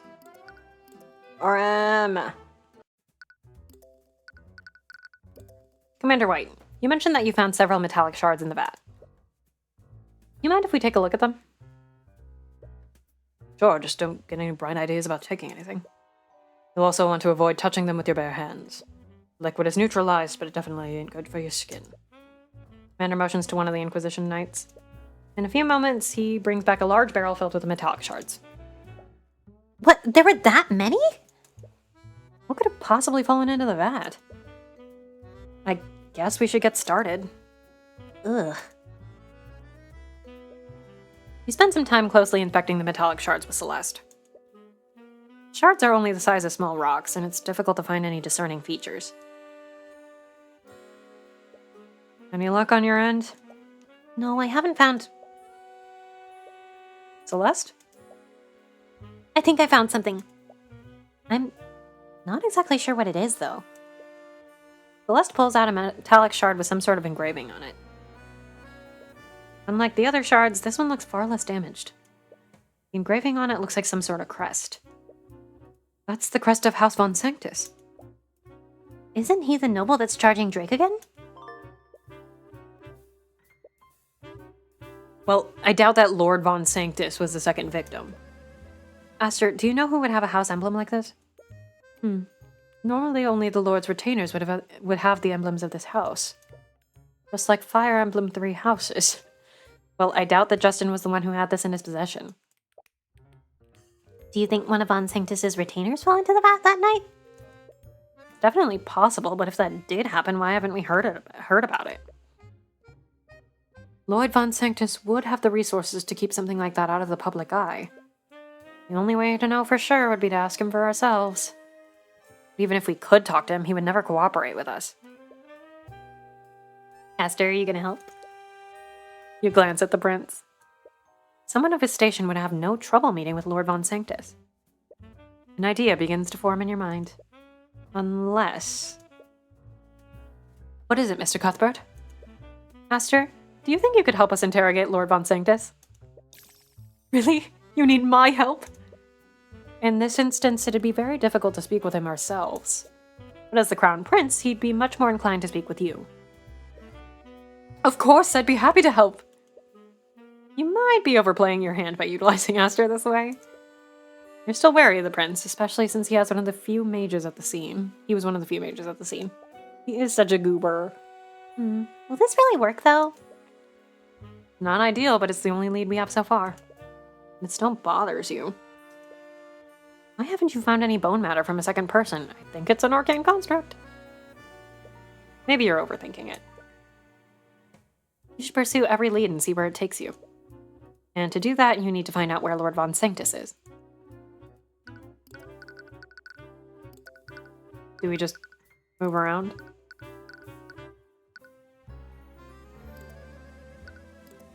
Oh, that'll do it. So this is Von Sanctus's house. But it'd be more appropriate to call this building a palace rather than a house. Ugh, what's that smell? As you head further into the manor, you're hit with a very pungent and sour odor. Ugh. It almost burns the interior of your nostrils every time you inhale. Well, we're here. You look around the manor and don't see anyone nearby. Looks like Lord Sanctus isn't home at the moment. Perhaps we should try looking somewhere else. A long flight of stairs leads to the upper parts of Von Sanctus's manor. You're a bit tempted to snoop around, but it'd be best not to take such risks. Man. Would it be disinfectant lotion? God. Oh, she sounds happy again. That's nice. Town square? We mustn't let such idealistic notions throw our nation into chaos. You arrive at the town square and see Lord Von Sanctus speaking to several spectators from a podium. Great. There's Lord Von Sanctus. He appears to be giving some sort of speech. You do your best to remain hidden from his view while you listen and... God, this fucking guy. Please understand, the actions of the nobility seem callous. However, we only have your best interests at heart. This controversy with the Dracogan Trading Company is just one of the many examples. These so-called unions that men like him supports may seem appealing, but they only obfuscate and hinder the nobility from protecting the working class. Men like Stefanik Dracogan are merely charlatans. They only seek financial gain by strong-arming your true benefactors. The children yearn for the mines! True benefactors? What a joke. I knew that Von Sanctus was wary of Dracogan, but I never expected him to be this zealous about getting rid of him. I think it's less about Dracogan specifically and more about what he represents. What do you mean? The Dracogan Trading Company has presented tangible proof that its policies are both effective and profitable. Even businesses that have no affiliation with him have started following his example. Von Sanctus is merely a relic of the past. I like you, Aster. And I think he knows that his archaic ideals won't survive in this landscape. I can only hope that our grand kingdom recognizes this danger as I have. The pompous noble leaves the podium as the citizens ponder his words. Ugh, what a load of garbage. It's obvious that Von Sanctus knows his days are numbered. But look at what happened. We let the common folk set their own standards and a young man died. Guess you have a point there. You saw Von Sanctus get into a carriage shortly after his speech. It appears to be heading back to his manor. Well, do we want to talk? I can't believe that people are agreeing with what Von Sanctus said. I hate it. Some people just eat up whatever lies the nobility gives them. It is unfortunate. But once you solve this case, the truth will come to light. I know for certain that they'll see Von Sanctus for the con artist that he is. That's a bit too optimistic. Where should we go next, Tyrion? Lord Von Sanctus was giving a speech to the townsfolk here. After he was done, he got into a carriage and drove back to his manor. We should be able to find him there. Even if he's our opponent, we should try to get as much information out of him as possible. Okay, Von Sanctus time. Anyway, we saw Von Sanctus heading back here. We should be able to speak with him soon. Wait, Tyrion, isn't he going to recognize us? We can't really avoid that. If we want to question him, we need to speak to him directly. But even a noble like him would have to act civilly with the crown prince present. You mean like how you civilly embarrassed and insulted him a few days ago? Right, you completely forgot about the chess tournament. Well, it's not as if we can hide our identities from him. I faced him in the chess tournament and I'm Drakeagin's attorney. He knows what we look like. Does Aster have illusion magic? What we look like? Wait, that's it! What? Illusio. Wait, where are you? Wow. That's quite impressive, Celeste. Right? I've been practicing that one. What are you talking about? I think you should see for yourself. The prince gestures towards a nearby mirror in the hallway. You reluctantly approach it. Just what exactly did Celeste do to you? What? Why do I look like Reese Rudolph? Looks great, right? Eris taught that one to me. You honestly expect him to fall for this? He's probably a powerful mage. He'll see right through this. Are you telling me that the Crown Prince is here? Why didn't you notify me sooner? You hear Von Sanctus shouting at his attendant from down the hallway. He seems to be quickly heading this way. Uh-oh. You might want to disguise yourself as well, Celeste. Don't encourage her. This is extremely illegal. Right, Look, you should just dispel this ridiculous disguise and... He's almost here. I can't think of anyone. I'm terribly sorry for keeping your highness waiting. Illusio.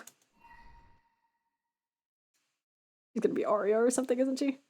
What was that? What are you talking about? I would have sworn that I heard something. I didn't hear anything either. You must be imagining things. Oh, Lord help us. Of all the people she could have chosen. At least she's able to mimic her voice well enough. Oh, Lady Steelman. I wasn't expecting you until much later. Well, I do not answer to you. I shall do as I please. Yes, I suppose you have a habit of doing that. Surprisingly, it doesn't seem like he's seen through your disguises. He must have other things on his mind if his guard is down like this. Arya, Steelwind. Anyways, Lord Von Sanctus, pardon the abrupt intrusion. I came by to pay my respects. I am honored by your majesty's presence. Unfortunately, I am quite busy with administrative affairs at the moment. Matters at the moment. Too busy to show hospitality to the heir to the throne. Oh, I wasn't. I suppose I have some time to speak with you. Conditions aren't ideal, but at least you have Von Sanctus here with you. You should let Prince Aster make small talk with him for a bit. After that, you can subtly bring up the Von Sanctus crest that you found in the vat.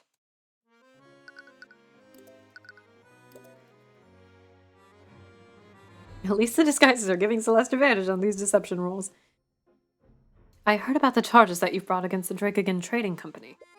Forgive my bluntness, but is everything well within your estate? Oh, that. I'm simply cleaning house. Nothing more. Dealt with plenty of men like Drakeagin before, and this time will be no different. I understand that he may be taking business away from you. But does that really warrant you taking such drastic measures? It's not just about business, it's these ideas that he's putting into people's heads. He's allowed these unions to keep existing. And other businesses are following his example. It's absolutely absurd. It's as if the entire world has gone mad. I see. Our society only functions when the lower class knows their place. Ah. Fucked up.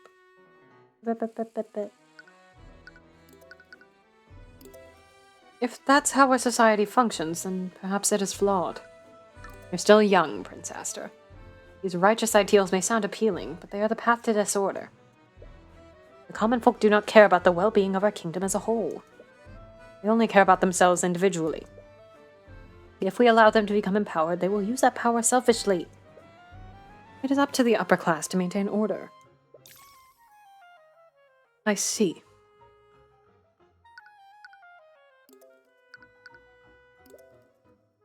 By the way, I'm surprised that you're representing Lord Van Sanctus, Lady Steelwind.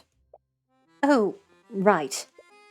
What is he doing? It's already hard enough to maintain this ruse. I knew that you recently became a prosecutor, but I never imagined that you'd represent a noble. Don't get ahead of yourself, Asta. What does that even mean? Let's not be coy, Lady Steelwind. If you must know, Your Majesty, how Steelwind and I came to an agreement. The fair lady is so keen on wasting her talents on civil work. Given that, I might as well utilize her to my benefit. Do not speak to her like that. Woo! Oh, I meant no disrespect. But rest assured, it is only temporary. Also, that sure is a sprite. Anyway, I see. So you have an arrangement with Lucio Steelwind. Seems that Astor is collecting his own information. After drinking that respect women juice. By the way, Lord Von Sanctus, have any of your attendants gone missing lately? That is an oddly specific question. But no, all my attendants are accounted for. You don't see any dissonant thoughts from the eye. But he could unconsciously be shielding himself from it. I must ask, why would you ask such a question? You see, I actually found a discarded trinket while walking around the city. It had it had the crest of House Von Sanctus on it. I was worried that something unsavory might have happened to one of your people. I see. He's good at this. I suppose you must be on edge after what happened to your ship.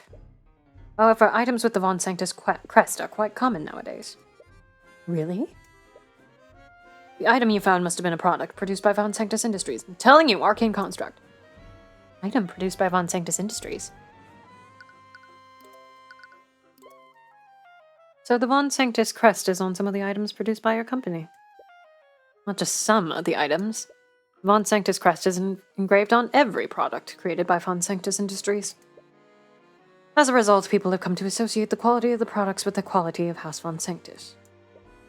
Or at least they did until hacks like Dracogen came out of the woodwork. So in other words, it's just branding. what type of products does Von Sanctus Industries produce? We used to produce magical accessories for mages. And now we produce all manner of products. As the head of commerce in our kingdom, we've diversified our holdings. Oh. Ugh, that means the metal shard could have come from anything. Seems this line of questioning led to a dead end. Damn it. Is it really impossible to identify where that shard came from? Do you sell your products to the Dracogen Trading Company? Yes, of course I do. Despite my misgivings with Dracogen, it would be foolish of me if I didn't do business of him. That means there are Von Sanctus products in the Arcane Refinery. You're called Von Sanctus Industries, after all? It's true. The metal shard could have been from some sort of industrial tool. Just what are you implying, Lady Steelwind? Twinge of nervousness in the eye. Does he know something? How can he get so defensive over a question like this? Was there a Von Sanctus product in the refinery on the night of the murder? She misspoke and said murder instead of accident. But that is evoking a reaction. Answer the question, Von. Celeste attempts to loudly slam the tip of her cane on the ground, only to realize that her cane isn't actually real. She loses her balance and tips over a nearby vase. The vase shatters on the ground, creating quite a mess of broken shards and water. So, Lady Steelwind, are you okay? Celeste immediately regains her balance and tries to act as if nothing happened. I'm not paying for that. Lord Von Sanctus completely loses his composure and recoils at the sight of the broken face. Construct, I require your assistance. Acknowledged! Yeah, it's the fucking construct. In response to Von Sanctus's call, an arcane construct walks out from a nearby closet. I'm not paying for that. Construct, clean up this mess at once. He seems very disturbed by the mess. Seems he's some sort of clean freak. Acknowledged. The construct begins quickly picking up the shards of the broken vase. You own an arcane construct? I do. Von Sanctus Industries is the inventor of all arcane constructs, after all. Right, you recall Celeste mentioning that earlier. I wonder if an arcane construct fell into the vat. Would you like one, Your Highness? My apologies. I'm not very interested in using artificery. Suit yourself. In any case, I'm afraid Lady Steelwind must be taking her leave now. What? Remember, you said that you could only accompany me for 1 hour. It's close to being 1 hour, right, Lady Steelwind? What are you... Oh, right. 1 hour. It would definitely not be good for us to be here for more than 1 hour. Oh, does this illusion only last for an hour? We're so goofy. In the meantime, may I discuss some personal matters with you, Lord Von Sanctus? Of course, I'm at your disposal, Your Majesty. Yep, we also need to get the fuck out of here before the real Arya shows up. You raise an eyebrow at the prince. It appears he didn't come here just to help you. But you suppose that you've gotten all of the information you need out of Von Sanctus. It's time to move on for the next lead. That was embarrassing. Yeah, that was a little bit too close for comfort. Well, at least no one saw through our disguises. Are you an attendant here? Please notify Lord Von Sanctus that The real Arya Steelwind walks through the front door of the manor just as you were about to exit. She immediately stops in her tracks upon meeting her doppelganger. Arborio.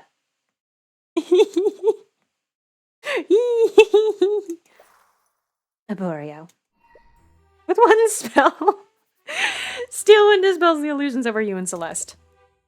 Upon seeing who you really are, she lets out an irritated sigh. Is impersonating the Steelwind some kind of hobby for you, Miss McCoy? She looks really angry this time. No, there was a really good reason for us doing this. Let me guess. You wanted to interrogate Von Sanctus without him knowing who you really were. No? Lying about your name is one matter, but impersonating a noble using a magic is a serious crime. A magic. Tyrion, help, please. You seriously going to have to defend her in court again? Quickly try to think of a way to defuse this situation. Ah, sorry for the wait, you two. I had to discuss... Oh, Lady Steelwind. Great. According to Esther, Steelwind despises him. She totally doesn't. She totally doesn't. Knowing that he was a part of this will make things worse. Yeah!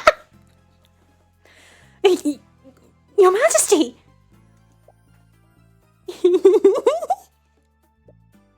What? Oh, I see you've dispelled the disguises. You knew about this? Aster steps between you and Steelwind. It seems that he's trying to calm her down. Oh, this is great. For better or worse, her attention is firmly focused on him. I'm terribly sorry. I didn't mean to disrespect you. No, that's not why I... Oh, They pulled this ruse under my orders. Could you please look the other way just this once? Okay. Thank you, Lady Steelwind. I won't forget this. Oh my god, I have to take a screenshot of that. Oh, that's really good. I love her so much. Please screenshot. Ow, it's on a weird frame. Hold on. Oh, this is so good. This is excellent. This is the best thing ever. Oh, I love Arya. I need to go. Well, that was certainly something. I'm sorry you two had to see that. What? As I said before, she absolutely detests me. You saw it, didn't you? She could barely look me in the eye. Oh my god. Arya's gonna be reading her book sex hard tonight. In any case, we're starting to run out of time. We should head back to the refinery. But we still don't know where the metal shard came from. From what Von Sanctus told us, I don't think we can find out exactly where it came from. I know where it came from. Each of Von Sanctus's products has that crest. It could be any number of things. But hopefully Dracogen can help us narrow that list down. If it did come from some kind of industrial tool, he might be able to check if any of the refinery's tools are missing. Oh my god! You just hope he can provide you with some kind of lead. I need you to know that Automod tried to... Automod tried to hold that back from bullying. God. Oh, it's funny. Aria, she's cute. Hello again, Mr. Cuthbert. Hope you have good news. Well, actually, you take some time to explain to Drake again what you found during your investigation. You're still uncertain about the identity of the second victim. That metal shard with the Von Sanctus crest is your best lead right now. I see. With that said, do you have any tools that you've purchased from Von Sanctus Industries? I do. He personally sold me quite a few when I first arrived in the city. I even purchased a security system for the refinery building from him. Really? Did you purchase anything else from him? Well, he also tried to sell me some of those arcane constructs. Told me I could be the first person in Oranax to own such innovative technology. But I turned him down. Really? But they seem so useful. I don't feel comfortable trusting machines to handle the work here. Those constructs require very specific instructions, and they lack common sense. That's true, I saw how unreliable they could be during the Nightgrave case. They're Cybertrucks, if you will. He heavily emphasized how exclusive this deal would be for me. Looking back on it, he was probably trying to make me dependent on his services. Yeah, I guess you made the right choice by refusing his offer. Neat.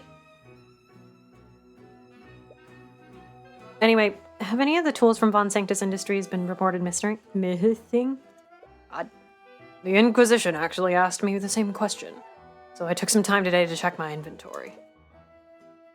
Why would the Inquisition ask him for that? Did Steelwind come to the same conclusion that you did? There was one tool that was unaccounted for. Really? What kind of tool was it? Rod of Mending. A large tool that we use to repair damage on the machines. Elon Von Sanctus. A tool for repairs? How large was it? Quite large, actually. Called a rod, but it's really more of a large cylindrical tool. Requires 2 people to properly carry and use it. Wait, a repair tool like that would use transmutation magic, right? That's right.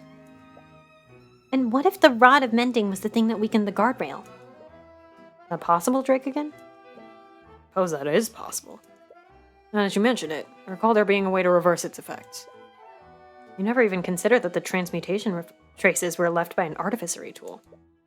That does lift some suspicion off of Aster. That is a big bitch. Someone could have sabotaged the rail with the rod. And they might have thrown it into the vat to cover their tracks. But it didn't completely dissolve. That would mean that they threw the rod in close to when Justin fell off the walkway. Can't be a coincidence that these 2 events happened so close to each other. Thank you. We still have no idea who actually broke the guardrail. We didn't find a second body in the vat, and we don't have evidence that proves a second victim even exists. It's as if we have even more questions than answers at the moment. We learned a few new facts about the case, though. And the Inquisition has verified the traces of transmutation on the guardrail. The burden of proof is still on the prosecution to prove that Drake again is at fault. Even if Steelwind has a proper explanation for that, I can counter her with the facts we've learned thus far. I just hope the trial goes as smoothly as you're describing. Rarely ever does. But knowing that would just... it rarely ever does, but knowing that would just needlessly stress him out. Regardless, I appreciate the work that you've done thus far. I'll leave things in your very capable hands. You just hope that you don't encounter any more curveballs tomorrow. Yippee! Yes, I would like to save. Because that is where I would like to stop.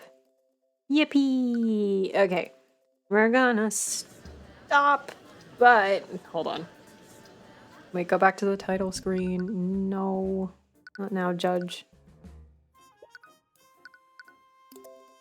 No, don't exit the application. Go back to the title screen.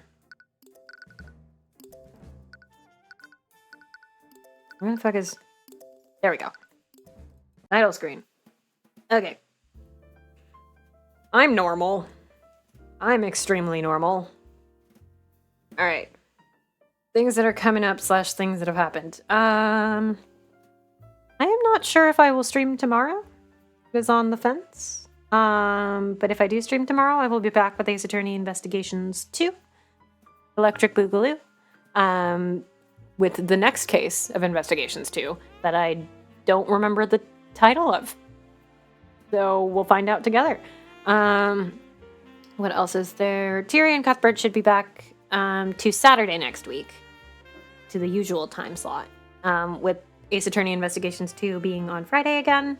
Just decided to switch things up this week because I want to get through Tyrion Cuthbert faster and I'm not sure if I will be free tomorrow. Things that are usual parts of my updates. What the fuck are right Nightbot commands?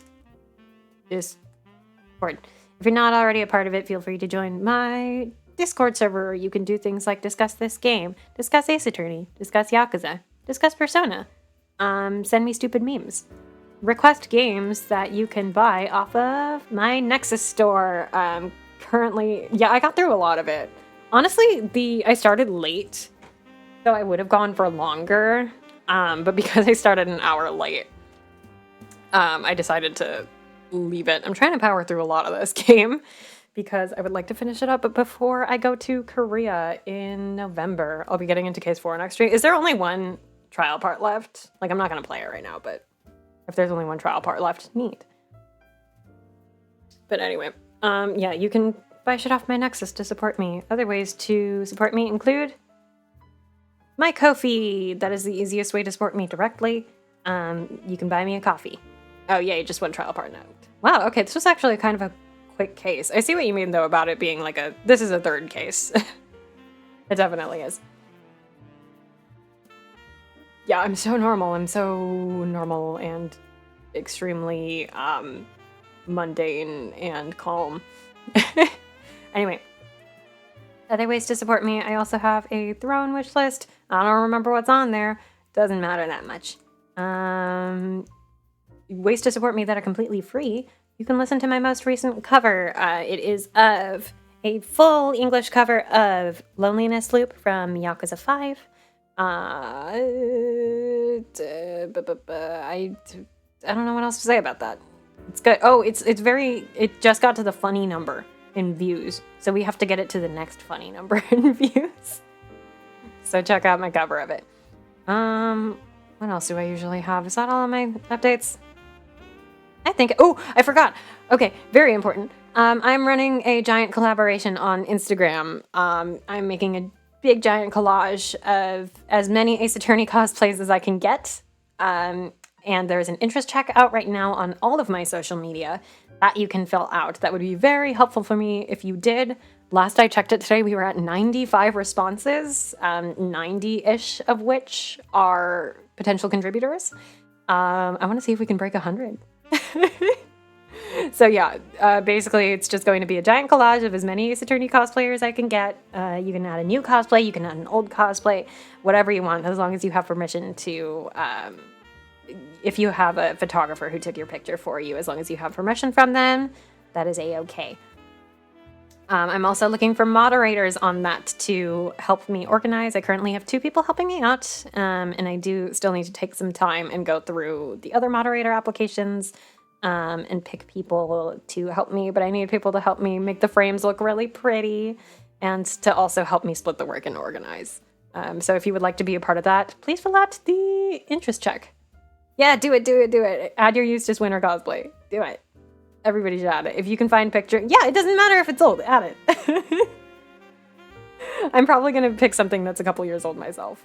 But yeah, the idea is to post this giant collage on October 12th, which is the anniversary of Ace Attorney's initial release. So it would be super neat if you joined or expressed interest in it. But yeah. By the time that I do my next stream, by next week, by my next Tyrion Cuthbert stream, the interest check will be closed. So you gotta get it done before then. I believe it is closing on September 16th. Yes, September 16th is when that interest check closes. And then I will report my findings from it. And then we will open up submissions. Yippee! And I would like to, like, ideally make that a yearly thing. So it'd be really cool if we got, like, a really big turnout this year. And then hopefully a big turnout the next year. But yeah, that should be all. The VOD for last week's streams will be up like tomorrow in the morning, probably. And this VOD will also be up very soon. That is all for this week. I will see y'all either tomorrow or next week. Have a nice night, everybody. Goodbye.